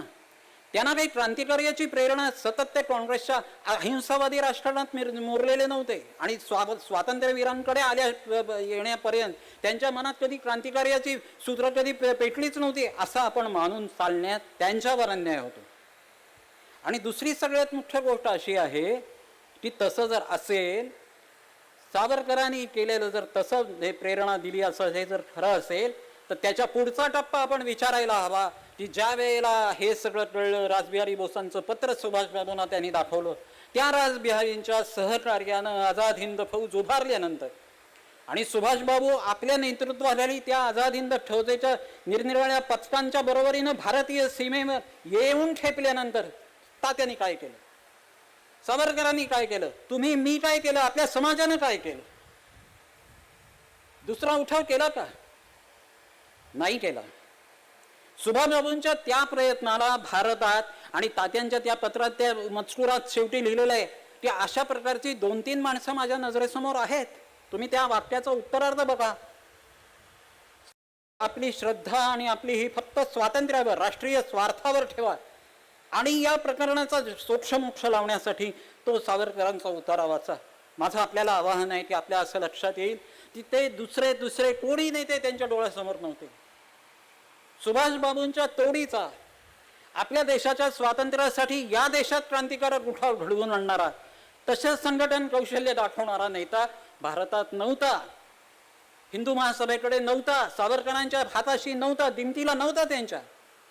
आणि असं असताना मग सावरकरांनीच फक्त प्रेरणा दिली आणि म्हणून ते गेले असं आपण मानून चालणं हे बरोबर नाही. सुभाषबाबूंना त्यांच्या प्रेरणा होत्या त्या कालीच्या समोर घेतलेल्या एखाद्या प्रार्थनेसारखी त्यांची एकूण यावरची श्रद्धा होती. विवेकानंदांनी पोचलेला बंगालमधला क्रांतिकारी राष्ट्रवाद त्यांच्या पाठीशी होता. विवेकानंद 1902 साली गेले, पण 1905 साली वंगभंगाची चळवळ उभी राहिली. त्या चळवळीमागची प्रेरणा ही विवेकानंद होती. देऊस्करांसारखे त्यावेळेचे महाराष्ट्रातून लोकमान्यांचे जे अनुयायी तिकडे गेले होते त्यांनी त्या ठिकाणी उभ्या केलेल्या शिवाजी उत्सवासारख्या प्रेरणा तिथे होत्या. त्या शिवाजी उत्सवासाठी देऊस्कर, भगिनी निवेदिता हे दोघं जण जेव्हा गुरुदेव रवींद्रनाथ टागोरांना भेटायला गेली की आम्ही असा शिवाजी महाराजांच्या जयंतीचा उत्सव साजरा करू इच्छितो कलकत्त्यात, जसा महाराष्ट्रात झालाय तसा, त्या गुरुदेवांनी मान्य केलं होतं की मी स्वागत गीत लिहितो. 144 ओळींची जय तू शिवाजी जय तू शिवाजी ही कविता रवींद्रनाथांनी या देऊस्कर आणि भगिनी निवेदितांच्या विनंतीला मान देऊन लिहिली होती. कलकत्त्यात सुरू झालेल्या शिवाजी उत्सवाच्या सुरुवातीच्या काही वर्षांमध्ये ते स्वतः गात होते ती जय तू शिवाजी जय तू शिवाजी हो. अशा प्रेरणांच्या मधून जे उदयाला आलेलं क्रांतिकारक नेतृत्व होतं सुभाषबाबूंचं. आणि त्यामुळे ही जी काही पुढची त्यांनी अंधारात उडी घेतली त्यामुळे कोण होतं त्यांच्याबरोबर. जेव्हा सावरकर विलायतेला गेले तेव्हा लोकमान्यांचं शिफारसपत्र तरी होतं त्यांच्या मागेही. श्यामजी कृष्ण वर्मना लिहिलेली की त्या या माणसाला विलायतेत शिकायचं आहे, त्याला पण आपल्या स्वातंत्र्य लढ्यासाठी हे करा. राजवाड्यांचा मी ज्यांच्यावर आता इतिहासाचार्य राजवाड्यांवर लेखनाला लिहितोय त्या राजवाड्यांना सुद्धा श्यामजी कृष्ण वर्मांनी काही शिष्यवृत्ती द्यावी असं लोकमान्यांनी त्यांना पत्र पाठवलं होतं. असे काही दाखले मिळतात अलीकडच्या अप्रकाशित पत्रांमधून. परंतु असं श्यामजी कृष्ण वर्मांना जशी शिफारस सावरकरांच्या बाबतीत होती तशी कुठली कुणाचीही शिफारस सुभाषबाबूंना नव्हती. एक अंधारात मारलेली उडी होती. आणि ही अंधारात मारलेली उडी होती ती फक्त आपल्या देशातल्या सर्वसामान्य जनतेच्या स्वातंत्र्यासाठी ब्रिटिशांविरुद्ध आपल्याला उभं करावं लागेल ते या ठिकाणचं क्षात्रतेज. या ठिकाणी ब्रिटिश जे आपल्यावर राज्य करायला लागले ते आपलं क्षात्रतेज कमी पडलं. तैनाती फौजा भारतीय संस्थानिकांनी बाळगायला सुरुवात केली. त्याच्यासाठी तैनाती फौजा ब्रिटिशांच्या फौजा अमक्या अमक्या ठिकाणी राहतील आणि त्यांच्यासाठी हा प्रदेश त्यांना आपण वाटून देऊ. त्यांना एवढ्या तैनाती फौजा आमच्या संस्थानासाठी दिल्या की तुम्हाला हा एवढा प्रांत तुम्ही घ्या. बंगाल प्रांत, बिहार प्रांत, ओरिसा प्रांताची घ्या सनद दिली तुम्हाला आजपासून. आणि राजा राममोहन रायांसारखे आपल्या याच्यातले प्रबोधनकार हे आपल्यावर 1857 पूर्वीच 1857 नंतर सगळे इथे ब्रिटिशांचं राज्य झालं आणि अमुक झाले सगळे संस्थाने त्यांचे संस्थानं खालसा केली डलहौसीनंपर्यंत. पण 1757 मधल्या प्लासीच्या लढाईपासून 1857 पर्यंतच्या कालखंडात आपल्याकडचे बुद्धिजीवी काय करत होते? आपण प्रश्न विचारला पाहिजे. आपल्याकडचे प्रबोधनाचे अग्रदूत मानले जाणारे राजा राममोहन राय काय करत होते? तर ब्रिटिश त्यांच्याकडे विलायतेला जाऊन आमच्याकडे असं हे व्हायला पाहिजे, आमच्याकडे इंग्रजी शिक्षण आलं पाहिजे. या ठिकाणच्या एखाद्या भारतातल्या त्रावणकोरच्या राजाला, चेन्नईच्या राजाला, महाराष्ट्राच्या मराठी राजाला ते जर येऊन भेटले असते तर ते अधिक योग्य ठरलं असतं. ही स्वदेशीची भूमिका ही सुभाषबाबूंच्या मनात होती. एक सांकेतिक लिपी आहे, ज्या लिपीचा अवलंब केल्यामुळं या ठिकाणी ब्रिटिशांनी आपल्या देशावर पारतंत्र्य लादलंय. हे जर पारतंत्र्य आपल्याला इथून घालवायचं असेल तर आपल्याला आपली स्वतःची लिपी, आपल्या स्वाभिमानाची लिपी तयार करावी लागेल. आणि ती लिपी तयार करण्यासाठी आत्मार्पणासारखा दुसरा कुठलाही मार्ग नाही, दुसरा कुठलाही फलक नाही.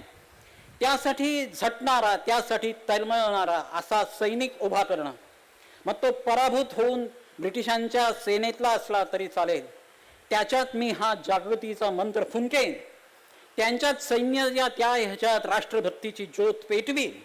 आणि ती जर एकदा राष्ट्रभक्तीची ज्योत या माझ्या सैनिकांच्या मनात पेटली तर मी त्या कमकुवत असलेल्या, अर्धशिक्षित असलेल्या, पुरेसं सैन्यबळ नसलेल्या, पीडित अशा भूभागातून, दलदलीच्या प्रदेशातून जावं लागणाऱ्या अशा सैन्याच्या बळावर सुद्धा मी हे करीन, अशा आशेवर आझाद हिंद फौज सुभाषबाबांनी उभारली होती.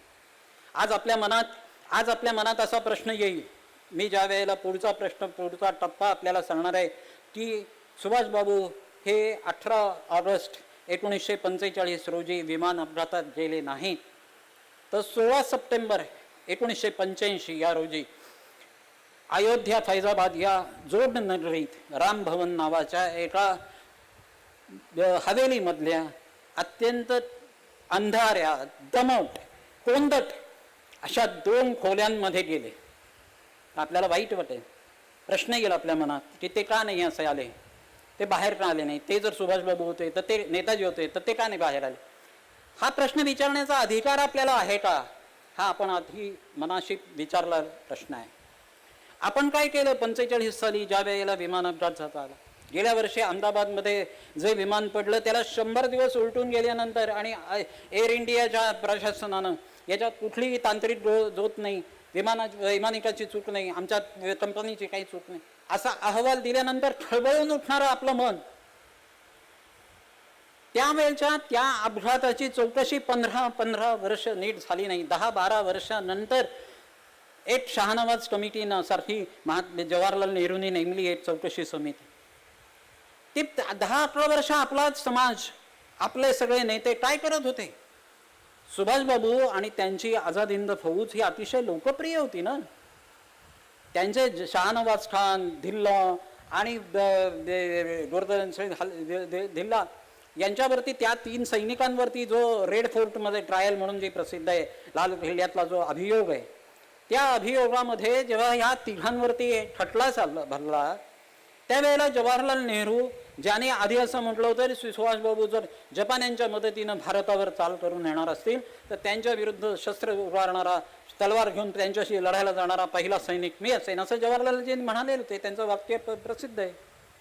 मग जर असं होतं, त्यांची धारणा ही जर पक्की होती तर ती त्यावेळेला ही सगळी 3 माणसांवरची हे प्रकरण शेकतं हे कळल्यानंतर ते त्यांनी टाळाटाळीला चढवलं असं का म्हटलं जातं? त्यांनी त्या वकिलीच्या याच्यात ते सहभागी झाले आणि त्यांनी हे केलं. सुभाषबाबूंवरती त्यांचं प्रेम होतं नितांत असं सांगितलं जातं ना. प्रत्यक्षात भुलाभाई देसाई या एकेकाळच्या सुभाषबाबूंच्या विरोधी वकिलानं सुभाषबाबूंची आणि आझाद हिंद फौजेच्या त्या 3 लष्करी अधिकाऱ्यांची जी वकिली केली तशी जवाहरलालजीने काही केली नाही. त्या खटल्याचं सगळे कागदपत्र जर तुम्ही पाहिलीत, अभ्यासलीत तर तुमच्या असं लक्षात येईल की जी काही तपासाची एक बचावाची जी समिती होती त्याच्यात एक नाव सदस्य म्हणून आहे त्यांचं. पण भुलाभाई देसाई यांनी जी तब्येत बरी नसताना सुद्धा आंतरराष्ट्रीय कायद्याचा केस काढून आपल्या आझाद हिंद सेनेचं सरकार कसं स्थापन झालं, त्याला किती देशांनी मानमान्यता दिली होती. त्यांची केवळ एक घटना म्हणून एक त्यांनी घोषणा केली आणि ते स्वस्त बसले असं नाही, त्यांना आंतरराष्ट्रीय स्तरावर मान्यता होती, त्यांची बँक होती, त्यांचं प्रशासन होतं. एवढंच नव्हे तर त्यांचं गुप्तहेर खातंही होतं. हे सगळं कसं मांडलं आणि आंतरराष्ट्रीय कायद्याचे निरनिराळे दाखले देत आपली तब्येत बरी नसताना सुद्धा जी वकिली केली, त्यामुळं या देशात त्या आझाद हिंद फौजेबद्दलचं अतिशय अनुकूल वातावरण निर्माण झालं होतं. आणि बॅरिस्टर असफ अली हे काँग्रेसचे नेते त्यावेळेला देशात सोडले होते हा मी जाणीवपूर्वक शब्द वापरतोय. असफ अली या नेत्यांना काँग्रेसनं पाठवलं होतं काँग्रेस कार्यकारिणीनं देशातला सगळ्या जनमताचा ट्रान्सफर घ्यायला. तेव्हा त्यांच्या जेव्हा लक्षात आलं की सगळं लोकमत हे आपल्याला या आझाद हिंद फौजेच्या बाजूनं वळलंय, सुभाषबाबूंच्या बाजूनं वळलंय, तेव्हा एका वेगळ्या पद्धतीचं अपहरण झालं. असा आंतरराष्ट्रीय स्तरावरचे संशोधक अलीकडे 140 पानाचे प्रबंध लिहून हे काँग्रेसनं केलेलं नेताजींच्या वारशाचं अपहरण कागदोपत्री आणतायत. पण त्यावेळेला त्यांना हे सुचलं की आपण यांची वकिली केली पाहिजे. परंतु तशी त्या 3 लोकांची वकिली केल्यानंतर प्रत्यक्षात सुभाषबाबू अपघातात गेले आहेत का यांची ताबडतोब चौकशी केली का जवाहरलालजींनी? नाही केली. 1956 साली शहानवाज कमिटी नेमली गेली. 56 साली का नेमली गेली? आपण जर विचार केला तर आपल्याला धक्का बसेल. राधा विनोद पाल हे नाव आपल्या जपानमध्ये जर जाऊन आलात तुम्ही तर आपल्याला निश्चित समजेल, लक्षात येईल. जपानी लोकांना भगवान गौतम बुद्ध, नंतर महात्मा गांधी आणि त्याच्या खालोखाल ज्या भारतीयांबद्दल अतिशय आदर वाटतो, आता त्याचं श्रद्धेचं स्थान ज्या भारतीय माणसाला आहे, माणूस म्हणजे राधा विनोद पाल, न्यायमूर्ती राधा विनोद पाल. कोण होते हे राधा विनोद पाल? आपल्या मनात प्रश्न येईल. हे राधा विनोद पाल हे दुसऱ्या महायुद्धानंतर जपानी लष्करी अधिकाऱ्यांना शिक्षा ठोठावण्यासाठी विजेत्या दोस्त राष्ट्रांनी जे लष्करी मंडळ नेमलं, लष्करी न्यायमंडळ नेमलं, ट्रिब्युनल, त्या ट्रिब्युनलवरचे भारतीय प्रतिनिधी म्हणून नेमले गेलेले एक न्यायमूर्ती होते. त्या एका राधा विनोद पालनी फक्त असा निकाल दिला त्यावेळेचा टोकियो ट्रायल्स. आपल्याला न्यूरेमबर्ग ट्रायल्स ऐकून माहिती असतात. जर्मन लष्करी अधिकाऱ्यांविरुद्ध दुसऱ्या महायुद्धानंतर ज्या खटल्यांची रचना केली दोस्त राष्ट्रांनी, परंतु तशाच समांतर अशा या टोकियो ट्रायल्स झाल्या जपानी अधिकाऱ्यांविरुद्ध. त्या न्यायासनावर बसलेले आरूढ झालेले हे राधा विनोद पाल कोण होते? तर ते भारतीय नागरिक होते म्हणून नव्हे, तर त्यांनी एकट्याने त्या न्यायासनावरून असा निर्णय दिला, नॉट गिल्टी, जपान हा दोषी नाही. जपानला जर तुम्ही जपानी अधिकाऱ्यांना, लष्करी अधिकाऱ्यांना शिक्षा ठोठवावी असं म्हणत असाल तर तशाच पद्धतीचे किंवा त्याहूनही अधिक अत्याचार करणाऱ्या या दोस्त देशांच्या लष्करी अधिकाऱ्यांना सुद्धा शिक्षा ठोठावावी लागेल असं त्यांनी म्हटलेलं होतं.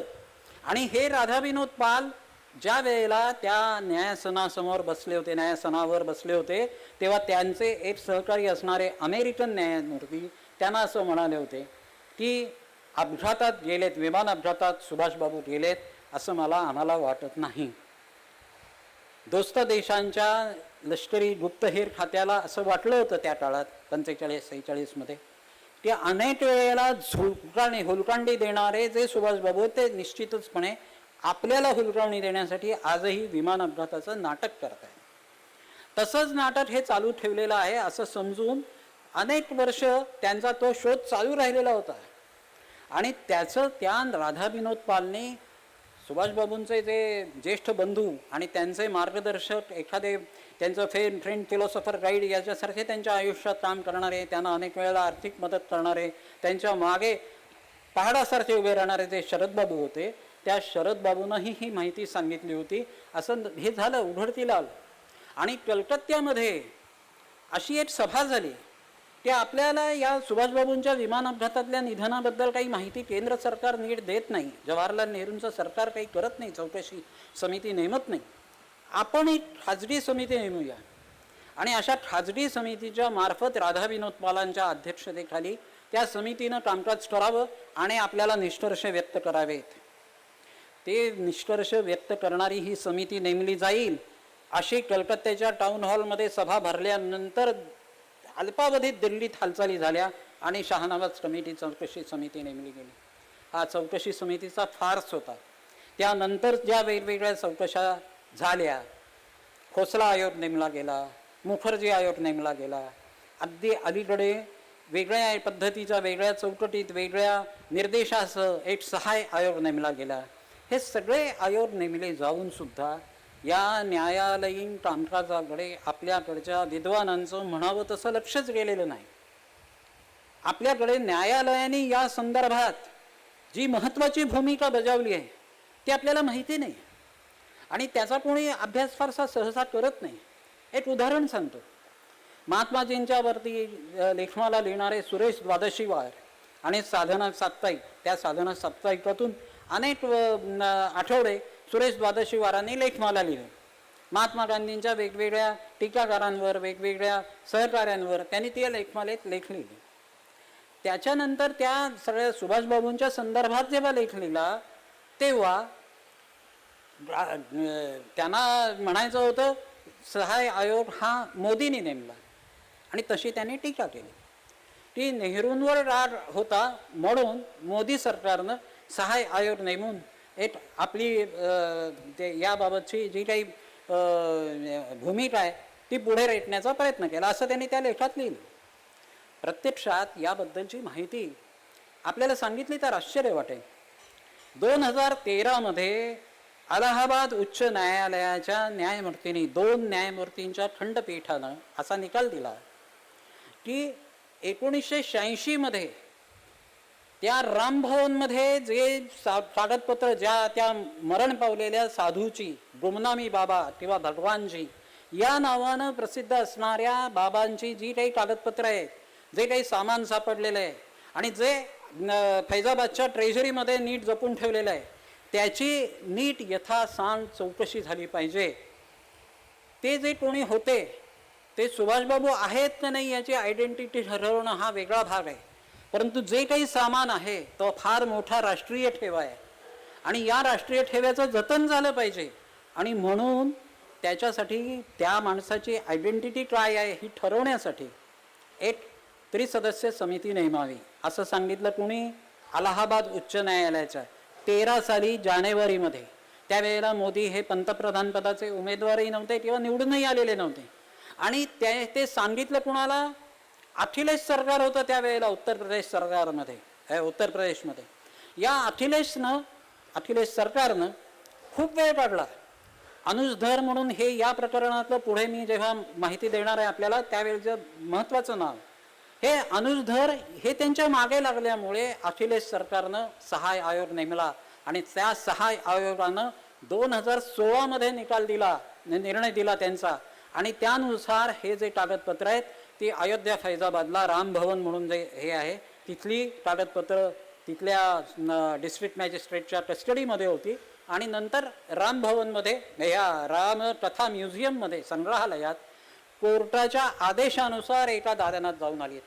मी जे त्या ठिकाणच्या अभ्यास दौऱ्यामध्ये जेव्हा गेलो त्यावेळेला त्या ठिकाणचं हे दालन त्यावेळेला त्यांचे डिजिटायझेशन त्यांची सूची तयार करण्याचं काम चालू होतं. पण त्या बाबांच्या हस्ताक्षरात असलेली असंख्य कागदपत्र, पुस्तकांच्या मार्जिनमध्ये मारलेले शेरे, त्यांचे पाईप अमुक तमुक या पद्धतीची वेगवेगळी साधनं त्यांनी वापरलेली, त्यांना पेनं वापरायची, चिरूट ओढायची सवय होती, ते तशा प्रकारचे चिरूट हे सगळं सामान त्या ठिकाणी लावलं गेलेलं होतं. हे मी जे सगळं पाहून आलो. अशोक टंडनसारख्या वर्तमानपत्रकारांनी ते त्या ठिकाणी लिहिलेली लेखमाला, त्याच्याबद्दलची पुस्तकं, ज्या रामभवनमध्ये त्या ठिकाणी मी म्हटलं तसं कुबट वातावरणात ते त्यांच्या आयुष्यातले शेवटचे 1.5 वर्ष त्यांनी काढली गुमनामी बाबांनी. त्यांचे ते तिथे नेताजी विचार मंच म्हणून चालवतात आणि त्याचं ते कीर्तिसिंह म्हणून हे आहेत संचालक, त्यांच्याशी मी 4 तास गप्पा मारल्या आणि त्यावेळेला मला जी काही माहिती मिळाली त्याच्या आधारानं गेली काही वर्ष अभ्यास करून त्या कागदपत्रांचा मी त्या ठिकाणाहून पुरुषभर उंचीची कागदपत्रं आणली होती इकडे अभ्यासासाठी. आणि ती कागदपत्र त्या रामभवनमधून त्या कीर्तिसिंहाने मी जे 4 तास त्यांच्याशी गप्पा मारल्या त्या गप्पांमधला प्रामाणिकपणा, माझा या विषयातली कळकळ ही त्यांना जाणवली, म्हणून त्यांनी मला ती कागदपत्र दिली होती. कारण 25 वर्ष त्यांनी त्या रामभवनमधून त्यातलं एक चिटोरंसुद्धा बाहेर दिलं नव्हतं. काय होती माझी कळकळ? तर मी 1 आठवड्यापूर्वी आधी सोम नावाचा लखनौमधला लॉजिशियन म्हणजे तर्कशास्त्री, त्यानं गुमनामी बाबा ए टेस्ट हिस्ट्री या नावाचं एक पुस्तक प्रसिद्ध केलं होतं. मी जेव्हा गेलो एक 4-5 वर्षापूर्वी त्यावेळेला, आणि त्या न्यायालयाच्यात हे अलाहाबाद उच्च न्यायालयाचं 49 पानी निकालपत्र दिलेलं होतं. त्या 49 पानी निकालपत्राचा अभ्यास करून मी त्या कीर्तिसिंहांना भेटायला गेलो होतो. त्याने मला त्या 2 खोल्या दाखवल्या होत्या, आणि त्या 2 खोल्या पाहिल्यावर मी माझंही मन असं भरून आलं होतं, उचंबळून आलं होतं. आणि अशा याच्यात आपले नेताजी राहिले असतील, सुभाषबाबू राहिले असतील, तर असा प्रश्न आला होता. हाच प्रश्न 1985 ज्या वेळेला ते बाबा गेले, 16 सप्टेंबरला गेले, आणि 18 सप्टेंबरला शरयू नदीच्या तीरावर एका त्यांच्यावर अंत्यसंस्कार करत असताना 13 जणांच्या उपस्थितीत जो अंत्यविधी झाला, त्यावेळेला त्या 13 जणांपैकी एका माणसाला हुंका आवरला नाही हो. आणि तो माणूस म्हणाला की ज्या माणसाच्या अंत्यविधीला लाखो लोक एकत्र झाले असते, त्या माणसाच्या अंत्यविधीला आज आपण फक्त 13 जण आहोत. आणि असा तो त्याचा हुंका हा त्या भागात पसरला, त्या पत्रकारांपर्यंत पोहोचला. मग पत्रकारांनी लेखमाला लिहिली, त्या लेखमालेचे इंग्रजी अनुवाद झाले. मग ते इंग्रजी अनुवाद हे कलकत्त्यातल्या या ललिता बोस, त्यात त्यांच्या सुभाषबाबूंच्या दुसरे जे बंधू, ज्येष्ठ बंधू सुरेश चंद्र बोस, त्यांची कन्या, ती दिल्लीत असायची, ती काँग्रेसची एक कार्यकर्ती होती. तिला अनेक वेळेला त्याच्या अगोदरही असंच कळलं होतं की आमच्या ठिकाणी उज्जैनला असा बाबा आहे, तो आपला सुभाषबाबू आहे, असं सांगितलं जायचं. अनेक वेळेला त्या ठिकठिकाणी जाऊन अशा पाहून आल्या होत्या. त्यांचा निराशा, अपेक्षाभंग झाल्यामुळे त्या याबाबतीतही कुठलीही काही हालचाल करायला तयार नव्हत्या. परंतु अशी इंग्रजीमधली लेखमाला 13 भागांची ज्या वेळेला प्रसिद्ध झाली, आणि जे गेले आणि ज्यांच्यावर असा अंत्यसंस्कार झाला ते गुमनामी बाबा, भगवानजी म्हणजे सुभाषबाबूच असतील, असं ज्या वेळेला वाटलं तिला, तेव्हा ती तिथे गेली. आणि मी जसं आता तुम्हाला म्हटलं की मी गेल्यानंतर आणि मला इथे राहत होते असं त्यांनी सांगितल्यानंतर हे इथे राहत असतील असं मला जशी शंका आली होती. अनुज धर्मच टाइम्सचे प्रतिनिधी म्हणून ते तिथे पहिल्यांदा गेले 2000 साली, तेव्हा त्यांच्यासारखीच मलाही शंका आली. पण मग मला कीर्तिसिंहांनी सांगितलं की 85 साली जेव्हा ललिताजी इथे आल्या, त्यांनी पहिली खोली पाहिली, पहिल्या खोलीतले सगळं एकूण असं अस्ताव्यस्त पसरलेलं सामान पाहिलं, पोत्यात भरलेली कागदपत्र पाहिली. ते म्हणाले, हे माझा काका आहे असा राजबिंडा, आणि हा तो काय अशा याच्यात राहणार आहे काय, म्हणून ते निघाल्या होत्या संतापून. परंतु त्यांना एक सहज काय वाटलं म्हणून त्यांनी त्या एका पोत्यातून हात घातला आणि एक कागद काढला. त्या कागदात काय असावं तर खोसला कमिशननं त्यांच्या वडिलांना पाठवलेलं समन्स होतं. मी आपल्याला सांगतोय तेव्हाही माझ्या अंगावर शहारे येतात की अशी कशी काय नियती ही काम करू शकते. त्यावेळेला ते जे समन्स त्या सुरेशचंद्रांना पाठवलं गेलं खोसला कमिशनकडून, त्याची कार्बन कॉपी जी होती ती कार्बन कॉपी या गुमनामी बाबांच्या साहित्यात सापडली ललिताजींना. आणि ते सापडल्यानंतर त्यांचा चेहरा पालटला. ते म्हणाले, हे दुसऱ्या पोत्यात काय आहे म्हणून त्यांनी असं पाहिलं हे उचलून, तर ते एक छोटं पुस्तिकेसारखं सापडलं. आणि त्या पुस्तकाचं ते पहिलं पान असं काढल्यानंतर त्यांनी बघितलं आणि त्या ओपसाबोपशी रडायला लागल्या. बंधुभगिनीनं त्या याच्यावर लिहिलेलं होतं, सुरेश बाबूंच्या बायकोनं म्हणजे ललिताजींच्या आईनं सुभाषबाबूंना लिहिलेलं उत्तर यानं की आशीर्वाद आणि सही करून. आणि ती पुस्तिका होती की शहानवाज कमिटीनं जो अहवाल प्रसिद्ध केला आणि ज्याच्यात सुभाषबाबू त्या अपघातात गेले असा निष्कर्ष काढला होता, त्याच्याशी असहमत असलेली जी निर्णय पत्रिका ही शरदचंद्र बोसांनी लिहिली, सुरेश बाबूंनी लिहिलेली होती. त्या समितीचे एक सदस्य होते ते. तर त्या सुरेश बाबूंची ती पुस्तिका होती ती. आणि ती या महाराजांना पाठवलेली होती आणि ती ललिताजींच्या आईनं पाठवलेली होती. आईचं हस्ताक्षर पाहून त्या सद्धती थोडं स्वाभाविक होतं. आणि मग त्या ललिताजींनी तिथल्या न्यायालयाकडे दाद मागितली, परंतु प्रत्यक्षात त्या न्यायालयाच्या त्या आपल्या न्यायालयीन प्रक्रियेमध्ये आणि नंतर मुखर्जी आयोग जो नेमला गेलेला होता अटलजींच्या कालखंडात, असाच कलकत्त्यात एकानं कोणीतरी आदेश एक याचिका दाखल केली, जपानमध्ये रेनकोजी मंदिरामध्ये ज्या या अस्थी आहेत त्या भारतात आणल्या जाव्यात.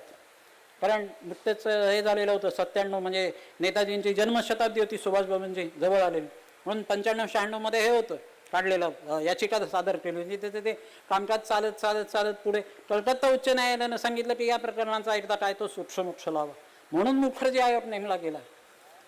त्याला काही ही होती, अनुकूलता होती, काही मिळाली, काही कागदपत्र मिळाली नाही. रशियाला जावं असं वाटत होतं, चौकशी जास्त तपशिलात करणं भाग होतं त्यांना, पण ते जमलं नाही.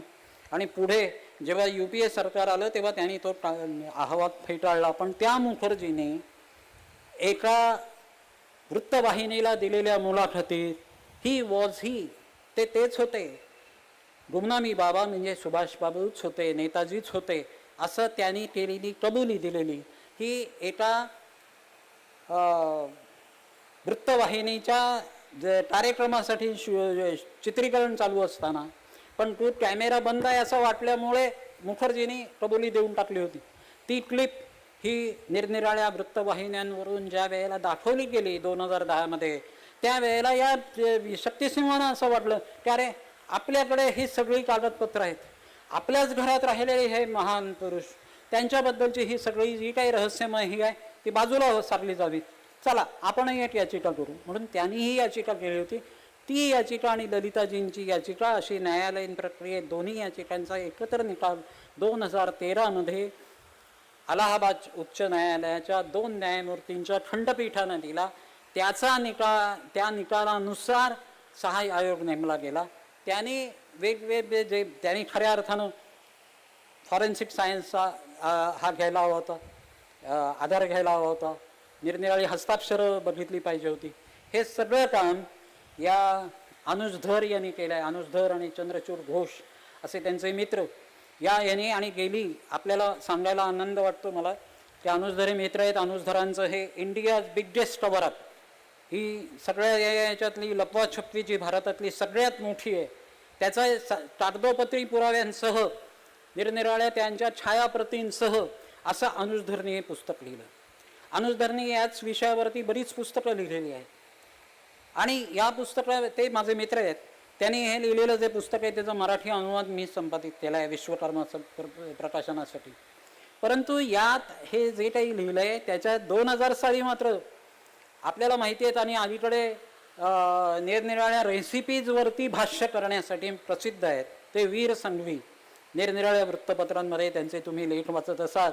आणि जपानपासून लॅटिन अमेरिकेतल्या देशांमध्ये पर्यंत निरनिराळ्या देशांमधल्या निरनिराळ्या चवींच्या खाद्यपदार्थांवर ते लिहित असतात. पण 2000 साली ते हिंदुस्तान टाइम्सचे मुख्य संपादक होते.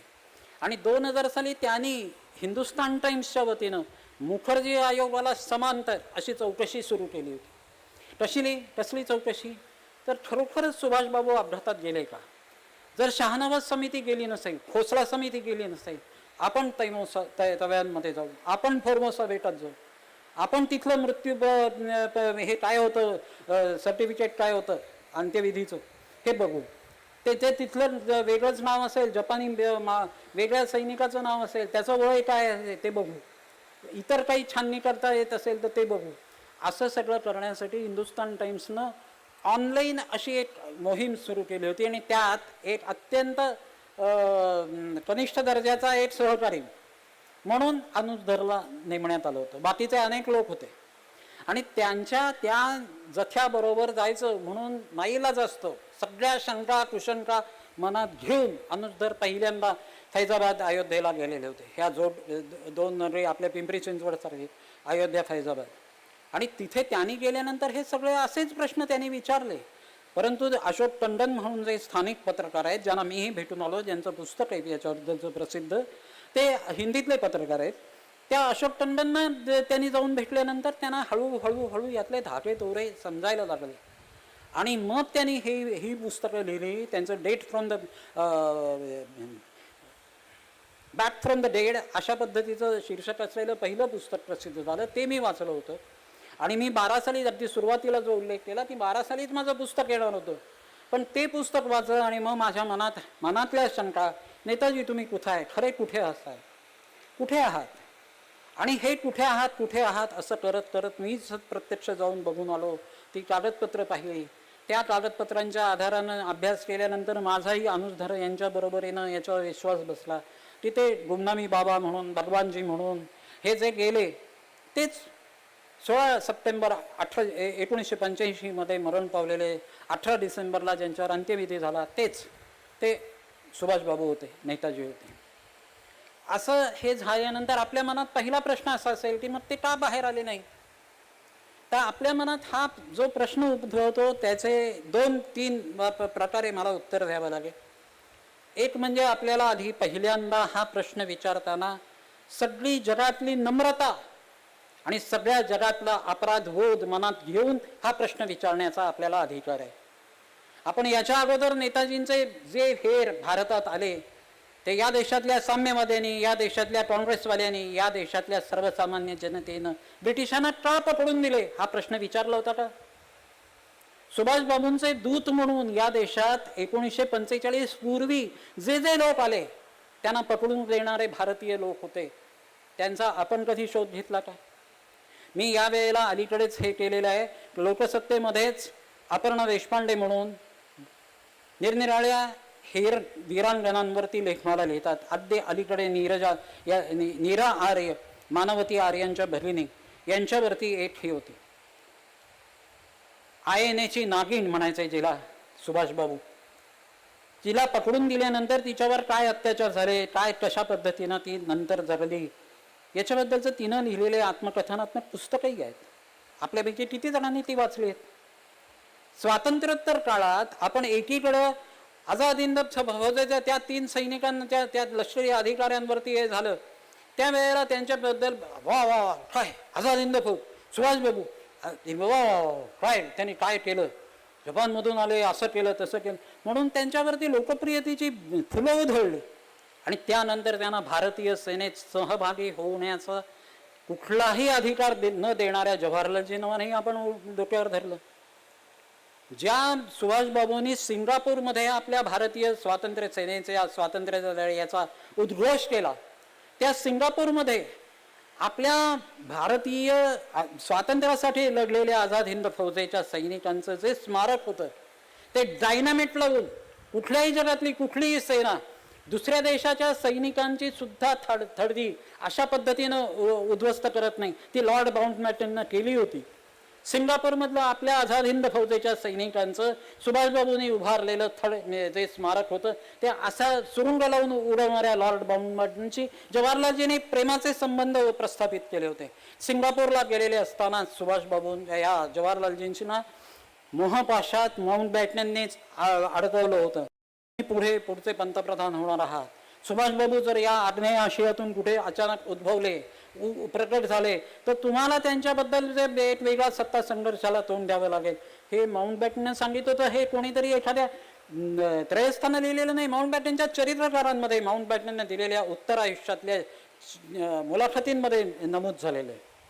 मग असं असताना संपूर्ण आयुष्य ज्यांनी त्या लढ्यासाठी वेचलं, या देशात 42 नंतर तुरुंगामध्ये राहिले, परंतु ज्यांना कधीही कष्ट हाणलेत, फटके हाणलेत, आसूड ओढलेत ज्यांच्या पाठीवर, असे कुठल्या ज्या काँग्रेसच्या नेत्यांना हाल अपेष्टा सहन कराव्या लागल्या नाही, तेही 2.5-3 वर्ष आगाखान पॅलेस सारख्या ठिकाणी राहून सुद्धा दमले होते. कुठलाही एक स्वतंत्र वेगळा आपल्या फाळणी विरुद्धचा लढा उभारायची हिंमत नव्हती, ताकद नव्हती. हे त्या काँग्रेस नेत्यांचं जी काही परिस्थिती होती, शारीरिक स्थिती होती, ती आपण समजून घेऊ शकतो. प्रत्यक्ष या 2.5-3 वर्षात आझाद हिंद फौजेचं सैनिकी गणवेश नुसता धारण केला नव्हता, त्या रणरागिणींबरोबर त्या मुलींच्या बरोबरीनं ते वागले होते. त्यांच्या जीविताची याची त्यांनी काळजी घेतली होती. त्या कशा सुरक्षित जास्तीत जास्त राहतील हे बघितलं होतं. जपानी सेनाधिकाऱ्यांबरोबर चर्चा करण्यात आपलं सगळं युद्ध नेतृत्व खर्ची घातलं होतं. सुभाषबाबूंना कधी याबद्दलचा फटीक आला नसेल, वॉर फटीक. त्यांच्याबद्दल त्यांच्या मनात कधी अशा पद्धतीची दमणूक छमळ ही झाली नसेल, असा विचार आपण कधी केलाय? फक्त हा प्रश्न की ते हे कसे झाले नाही, ते तरुण वयात घर सोडून पळून गेले होते. विवेकानंदांचे हे असल्यासारखे त्यांच्यावरती आध्यात्मिक संस्कार होते. गुरुच्या शोधात हिमालयापर्यंत जाऊन आलेला तो माणूस होता. मग अशा पद्धतीचा एक त्यांच्या चरित्रातला धागा असेल. सिंगापूरमध्ये युद्धकाळात सुद्धा ते रामकृष्ण आश्रमात जाऊन साधना करत मध्यरात्री बसून त्यांची जी विवेकानंदांची प्रार्थना आहे रामकृष्णांच्या बद्दलची, रामकृष्ण आरात्रेक्रम, ते गात, स्वतः गात. विवेकानंदांनी चाल रचून ठाकूरांची, गुरुदेवांची जी ही केलेली आरती आहे ती म्हणत साधना करत तिथे. अशा आध्यात्मिकतेचा ज्यांच्या चरित्राला स्पर्श आहे ते नाही बाबा झालं. आता जे काही कुठले काँग्रेसचे नेते आहेत ते असतील, करतील काय, देशाचं काय करायचं. आणि सगळ्यात मुख्य त्यांच्या प्रिय असलेल्या बंगालची फाळणी किंवा आपल्या देशाची देशाची जी काही फाळणी झाली ती टाळण्यासाठी त्यांनी केलेले प्रयत्न त्यांना आठवत असते. मी आपल्या हे सगळ्या याचं समारोप करण्यापूर्वी आपल्याला मुद्दाम सांगतो, सुभाषबाबूंनी एक वेगळ्या पद्धतीचं आंदोलन या देशात उभं करावं अशी देश सोडून जाण्यापूर्वी गांधीजींना केलेली विनवणी आहे. आपल्यापैकी स्वातंत्र्य लढ्याच्या इतिहासात त्याच्यावरती कोणीही फारसं लक्ष दिलं नाही. मी माझ्या पहिल्या पुस्तकातही केलं होतं आणि 1972 जय बांगला सोनार बांगला नावाचं माझं पुस्तक प्रसिद्ध झालं. 1757 झालेल्या प्लासीच्या लढाईपासून 1972 पाकिस्तानच्या कैदेतून शेख मुजीबुर रहमान सुटले, वंगबंधू शेख मुजीबुर रहमान सुटले, तिथपर्यंतचा 215 वर्षांचा बंगाल प्रांताचा इतिहास संपूर्ण भारतीय स्वातंत्र्य लढा डोळ्यासमोर ठेवून मी लिहिला होता. आणि त्यात मी हे सगळं सविस्तर मांडलं होतं. हे सुभाषबाबूंच्या चरित्रात इन फ्रीडम्स क्वेस्ट नावाचं फार पूर्वी प्रसिद्ध झालेलं, एकेकाळी इंडियन एक्सप्रेसचे संपादक असणारे NC जोग यांनी लिहिलेलं इन फ्रीडम्स क्वेस्ट नावाचं जे इंग्रजी चरित्र आहे सुभाषबाबूंचं, त्यात शब्दशः वर्णन करून सुभाषबाबू आणि गांधीजी यांचा झालेला संवाद आहे तो त्यांनी वर्णन केलेला आहे. आपल्याला 40 साली सावरकरांच्या बद्दल त्यांची सावरकरांबरोबर चर्चा झाली वगैरे ते मी सांगितलं, ते आपल्याला माहिती असतं. पण ते देश सोडून जाण्यापूर्वी निरनिराळ्या नेत्यांना भेटले, जिना नाही भेटले होते. तसेच ते गांधीजींना वर्धेच्या आश्रमात जाऊन भेटले आणि त्यावेळेला त्यांनी टोटल डिसओबिडियन्स, संपूर्ण असहकार, हे आपण आपल्या हातातलं शस्त्र घेऊया, परजूया अशी मागणी केली होती. आपण बंधुभगिनींनो हे समजून घ्या, आपण काय मुकलो आहोत, कुठली संधी आपण गमावली आहे हे समजून घेणं आणि आपल्या इतिहासाचा पुनर्विचार करायला तयार होणं हे फार गरजेचं आहे. सुभाषबाबूंनी त्यावेळेला असं सांगितलं होतं की गांधीजी तुम्हीच असं म्हणाला होतात ना की सगळे भारतीय एकत्र येऊन नुसते थुंकले तरी त्या प्रवाहात ब्रिटिश साम्राज्य वाहून जाईल. हो, मग कशा आपण जर सगळ्या भारतीयांनी ठरवलं की ब्रिटिश या देशातून निघून चालते व्हायला हवेत, त्या सत्तेशी आपण असहकार पुकारला पाहिजे, तर जातील की नाही? हो, जायला पाहिजे. पण आपण आज तागायत काय करतो तर सविनय कायदेभंगाचं आंदोलन करतो. म्हणजे काय तर तुम्ही, मी, एक 10, 15, 20, 25, 100 भारतीय नागरिकांनी एकत्र यायचं, तहसीलदार कचेरीत, मामलेदार कचेरी, कलेक्टर कचेरी, कुठेतरी निदर्शनं करायची. आपल्यावर लाठी हल्ला करणार कोण? भारतीय पोलीस. आपल्याला अश्रुधुरा, आपण नाही पांगत म्हणल्यानंतर आपल्यावर अश्रुधुराची नळकांडी कोण फोडणार? भारतीय आहे. या भारतीयांच्या मनात ब्रिटिश सत्तेविरुद्ध असंतोष किंवा आपण आपल्या या देशावर राज्य करणारे हे ब्रिटिश या देशाचे खरे स्वामी नाहीत, खरे स्वामी आपण, हा देश आपला, आणि या देशाची स्वातंत्र्य मिळवण्याची जबाबदारी आपली. हे कोण ब्रिटिश आपल्याबरोबर राज्य करणार? असं म्हणून ब्रिटिशांबरोबर संपूर्ण असहकार पुकारायचा असेल तर काय करावं लागेल तर या भारतीय पोलिसांच्या मनात, भारतीय सैनिकांच्या मनात, भारतीय तार आणि टपाल खात्याचे जे कर्मचारी असतील त्यांच्या मनात ब्रिटिश सत्तेविरुद्ध एक वेगळी नाराजी, असंतोष ते कसा पेटवता येईल हे बघितलं पाहिजे. आणि यालाच त्यांनी टोटल डिसओबिडियन्स, संपूर्ण असहकाराचं आंदोलन असं नाव दिलं होतं. सुभाषबाबूंनी गांधीजींना हे जेव्हा सांगितलं तेव्हा ते म्हणाले हे आणि हेच सांगितलं ते बरोबर आहे. याच्यासाठी आणखीन त्यांनी पार्श्वभूमी सांगितली होती की गांधीजी बघा, आज ब्रिटिश लोक स्वतःचं संरक्षण करण्याच्या याच्यात आहेत. हे मी सांगतोय ते 1940 सालची गोष्ट आहे. 1939च्या सप्टेंबरपासून जे काही दुसरं महायुद्ध सुरू झालं होतं त्यामुळे युरोपमध्ये सत्तेचा सगळा हा बदललेला होता. ब्रिटिश लोक आत्मसंरक्षणात गुंतलेले होते. या देशाचं किती त्यांनी ज्युएल इन द क्राउन म्हटलं भारताला, तरी या भारताच्या संरक्षणासाठी तिकडून युरोपमधून इकडे कुमक पाठवणं शक्य नव्हतं त्यांना. हातातोंडाशी त्यांची लढाई होती. त्यांच्या साम्राज्याचं नव्हे, त्यांच्या स्वतःचं अस्तित्व धोक्यात होतं. अशा वेळेला सुभाषबाबू सांगत होते की या देशात आपण असं संपूर्ण असहकाराचं आंदोलन उभारूया, म्हणजे आपल्याला या देशाचं स्वातंत्र्य मिळू शकेल. कुठेतरी 2-5 ठिकाणी 10-15 ठिकाणी जे त्यांचे ब्रिटिश सैनिक असतील ते आपल्या सैनिकांशी कुठेतरी लुटुपुटीची लढाई करतीलही, पण तेवढी लढाई झाली, तेवढा हिंसाचार झाला तरी चालेल. असं मी हा सगळा सविस्तार आपल्याला पटकन समजावं म्हणून हा सांगितलं. हे त्यांनी सांगितल्यानंतर गांधीजी असं म्हणाले, नाही नाही, अशा वेळा अशी संधी हे आपल्याला पुढे पण येणार आहे, केव्हाही पुढे अशी संधी येत राहील, आत्ता लगेच.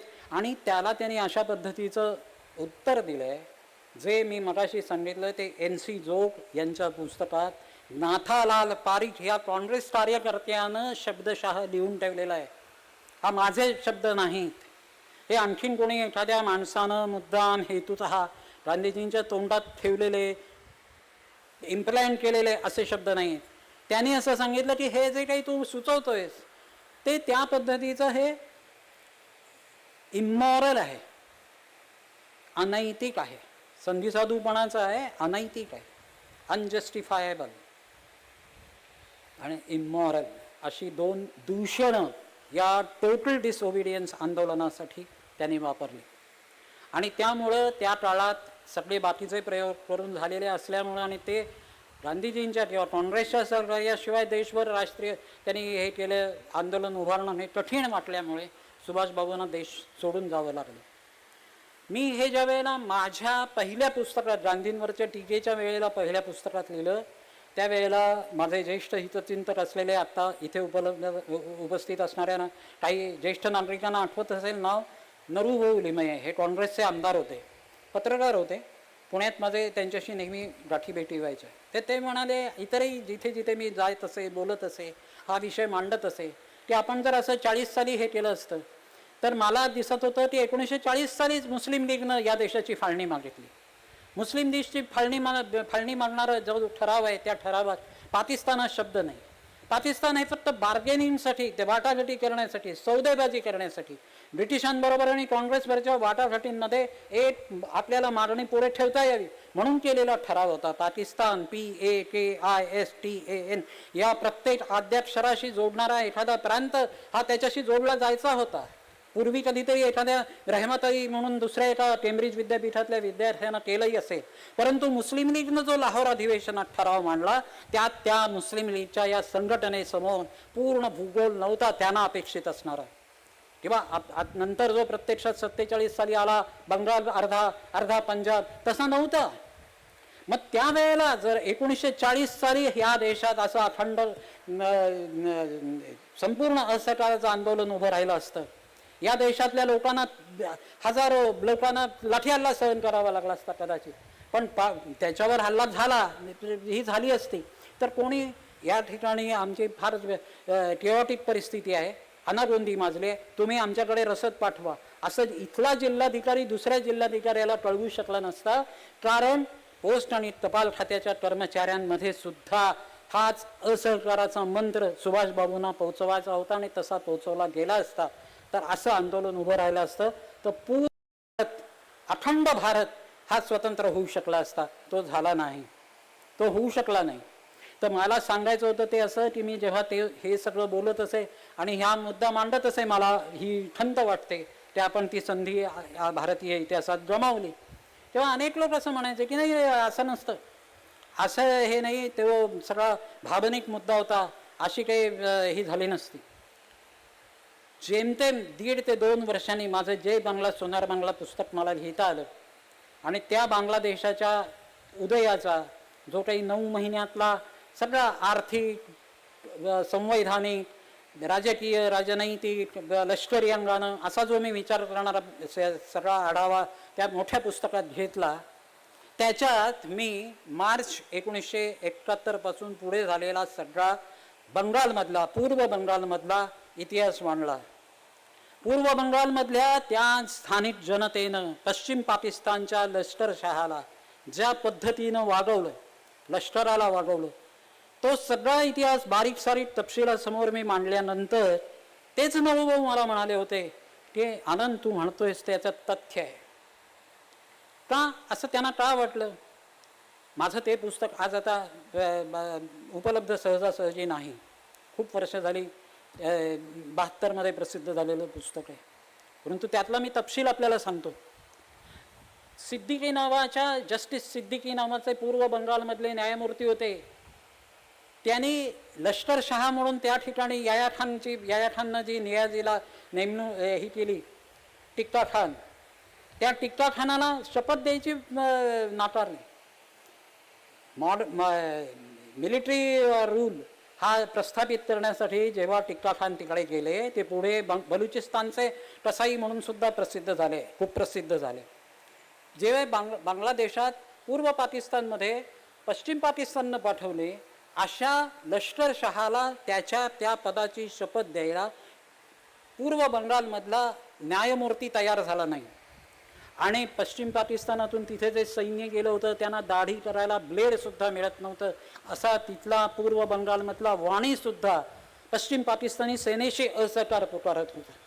संपूर्ण पूर्व बंगाल हा बांगलादेशच्या जय बंगाल जय बंगाल अशा घोषणा देत ज्या वेळेला आंदोलन करता झाला, त्यावेळेला शेख मुजीबुर रहमान तुरुंगात होते. ताजुद्दीन अहमद सारखे पंतप्रधान हे आपल्या देशात येऊन निर्वासितांचं बांगलादेशी सरकार चालवत होते. मुक्तीबाहिनी म्हणून भारतीय सैन्यानं प्रशिक्षित केलेली अशी ईस्ट बेंगाल रायफल्सची किंवा पूर्व पाकिस्तानी सेनेच्या काही तुकड्या या त्याच्यात आलेल्या होत्या. पण हे संपूर्ण जेव्हा पूर्व बंगाल असा पेटून उठला, तो संपूर्ण समाज, प्रांतच्या प्रांत हा पश्चिम पाकिस्तान बरोबर असहकार करायला उभा राहिला एक दिलानं. त्यावेळेला तो स्वतंत्र होऊ शकला. पश्चिम पाकिस्तानातून लष्करी कुमत पाठवता आली नाही. हे जर चित्र संपूर्ण भारतात त्यावेळेला 1940 साली सुभाषबाबू म्हणत होते तसं जर आपण करू शकलो असतो तर निश्चित मिळालं असतं आपल्याला अखंड भारताचं स्वातंत्र्य. आपला सगळा इतिहास बदलला असता, आपलं सामर्थ्य वेगळं झालं असतं, वेगळं जगाला कळलं असतं. असा सगळा माझा हा आहे. आणि ह्याच्या पुढचा जो भाग आहे तो माझ्या पुस्तकामध्ये अतिशय तपशीलवार मला सांगायचा आहे. आणि त्याच्यातल्या 1-2 गोष्टी फक्त आत्ता मी वेळेअभावी इथे आपल्याला सांगतो की भारतात येण्यापूर्वी रशियात होते काही काळ. रशियातून ज्या वेळेला स्टालिनच्या कैदेत असून कैदेतून बाहेर पडल्यानंतर तिबेट मार्गे भारतात आले, घोड्यावर बसून आले, तिबेट मार्गे आले. ते उत्तर प्रदेशमधल्या निरनिराळ्या ठिकाणी राहिले. त्यांना एका ठिकाणी लखनौमध्ये ते बाहेर आले, त्यावेळेला त्यांनी सहज म्हणून त्यांचा चष्मा लावायचा प्रयत्न केला. त्यांच्या नेहमीच्या गोल अशा ज्या भिंगांचं हे होती ती फ्रेम बसली आणि आरशात पाहिल्याबरोबर शेजारी असलेल्या लखनौच्या त्या चष्मेवाल्याच्या दुकानातल्या अनोळखी माणसाने त्यांना ओळखलं, अरे नेता सुभाषबाबू असं म्हटल्याबरोबर त्यांनी ते तिथून तर बाजूला ते झालेच, परंतु त्यानंतर त्यांनी पडदानशीन होऊन पडदा हे करायचं म्हणून पडदेवाले बाबा असं ते ओळखले जातं. त्यांच्या सगळ्या पुढच्या सगळ्या ज्या आहेत त्या अतिशय हृदयद्रावक आहेत. शेवटच्या काळात तर त्या एका केअरटेकरच्या, त्यांच्यावर मुलासारखं प्रेम करणाऱ्या एका दाईच्या जीवावर ते जगले. त्यांना किती आजार होते, कशा परिस्थितीत ते त्यांनी हालाखीच्या स्थितीत ते शेवटच्या काही काळ जगले. त्यांची अशी शोकांतिका ही का झाली, हे फार आपण मनाला लावून घेण्यासारखाच प्रकार आहे. परंतु हा सगळा सामाजिक राष्ट्र अपराधबोध हा मला सविस्तर मांडावा लागेल. एका वेगळ्या व्याख्यानाचा विषय होऊ शकतो तो. परंतु प्रत्यक्षात मी आपल्याला एवढंच थोडक्यात सांगू शकतो की त्यांनी त्या काळात हे केलं, जे काही काम केलं ते सगळंच्या सगळं आपल्याला वाटेल असेल की अरे अनेकांनी लिहिले त्याच्यावरती की हे मग त्यांना त्याच्यातून काहीतरी मिळवायचं होतं. लोकांनी असं म्हणा, अरे हे उलटी केस आहे, हे तोतया प्रकरण नाही आहे, त्यांना प्रकट होऊन लोकांनी आपल्याला नेताजी म्हणावं आणि आपल्याकडे लोकांनी आदरानं बघावं असं नव्हतं. त्यांची शारीरिक स्थिती नव्हती, मानसिक स्थिती नव्हती. त्यांना कुठल्याही सत्तेचा पद नको होतं. आणि त्यामुळे त्यांनी या पद्धतीचा जो काही एक अज्ञातवास पत्करला, त्याच्यात त्याने जे जे काही लिहून ठेवलं आहे, पुस्तकांवर खुणा केल्या आहेत, कागदपत्र आहेत, त्यांच्या कौटुंबिक कागदपत्रांशी त्यांचं नातं असलेलं हृद्य नातं त्या कागदपत्रातून प्रतिबिंबित होतं. हे सगळं पाहिलं, हे सगळं अभ्यासलं. 2700 जवळजवळ असे आयटम्स आहेत. त्यांची निकालपत्रांमध्ये ही आहे, सूची आहे. ती सूची नुसती बघितली तरी आपल्याला थक्क व्हायला होतं. आणि हिमालयन ब्लंडरसारखं पुस्तक, त्याच्या मार्जिनमध्ये त्यांनी केलेल्या नोंदी, निरनिराळे जगाचे विविध भागांचे नकाशे, हे एखादा असा माणूस का बघत राहील? आपलं पूर्वायुष्य त्याच्यात प्रतिबिंबित झालेलं पाहत असेल का?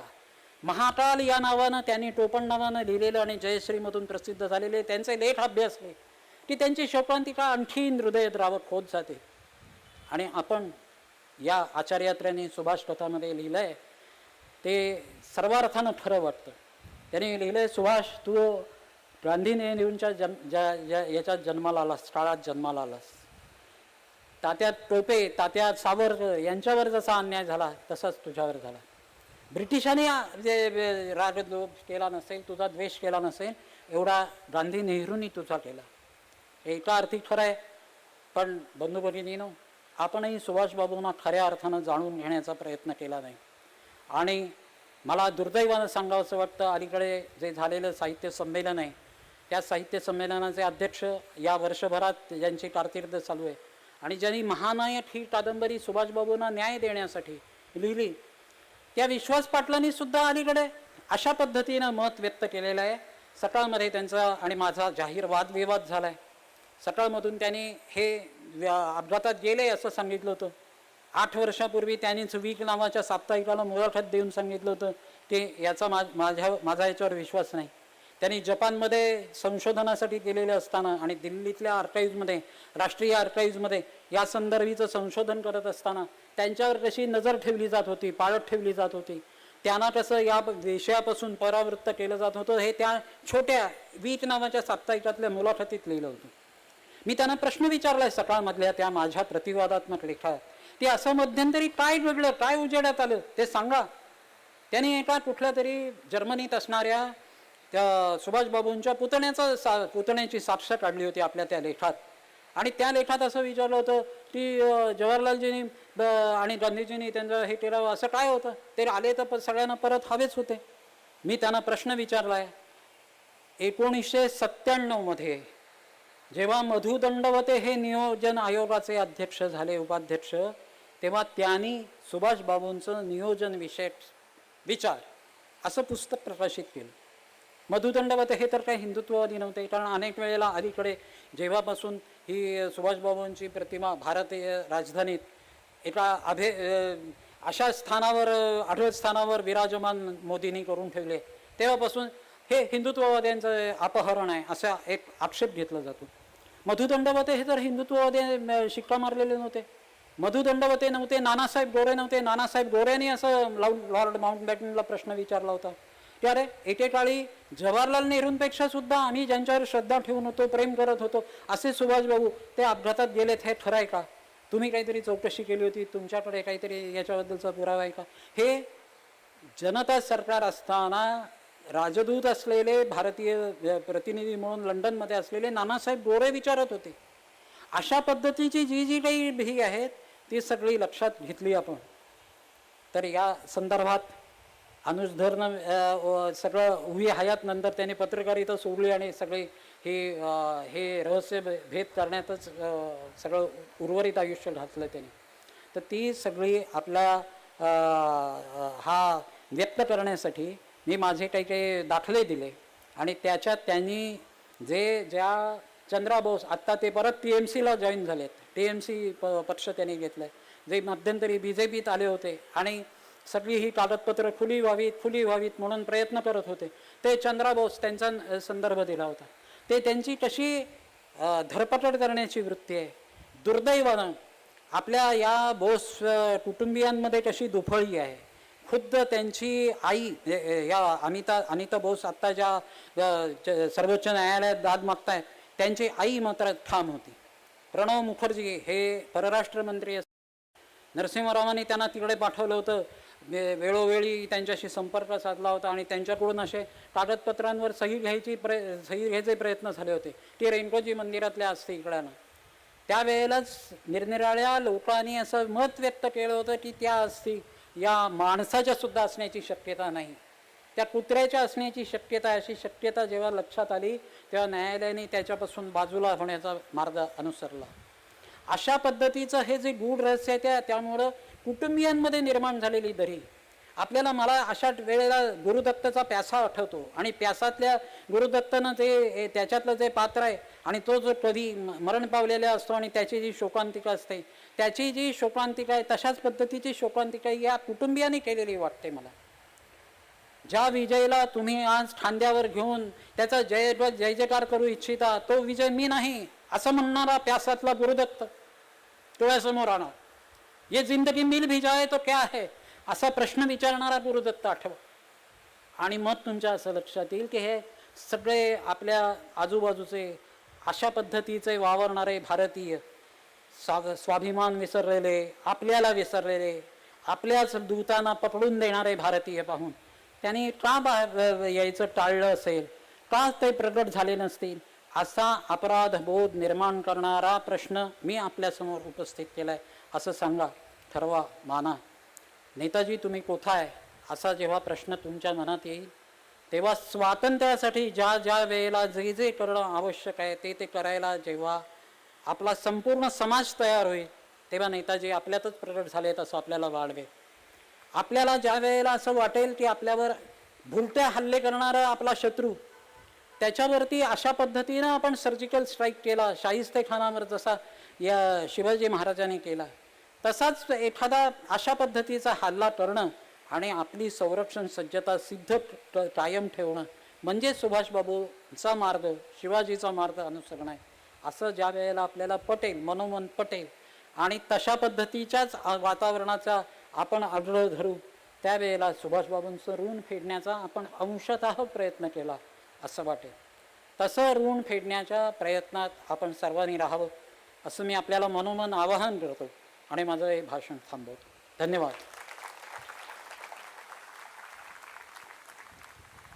आजचे आपले व्याख्याते श्री आनंद हर्डीकर यांनी अतिशय प्रभावीपणे आपले विचार मांडले आहेत. त्यासाठी आम्ही आपले मनःपूर्वक ऋणी आहोत. धन्यवाद.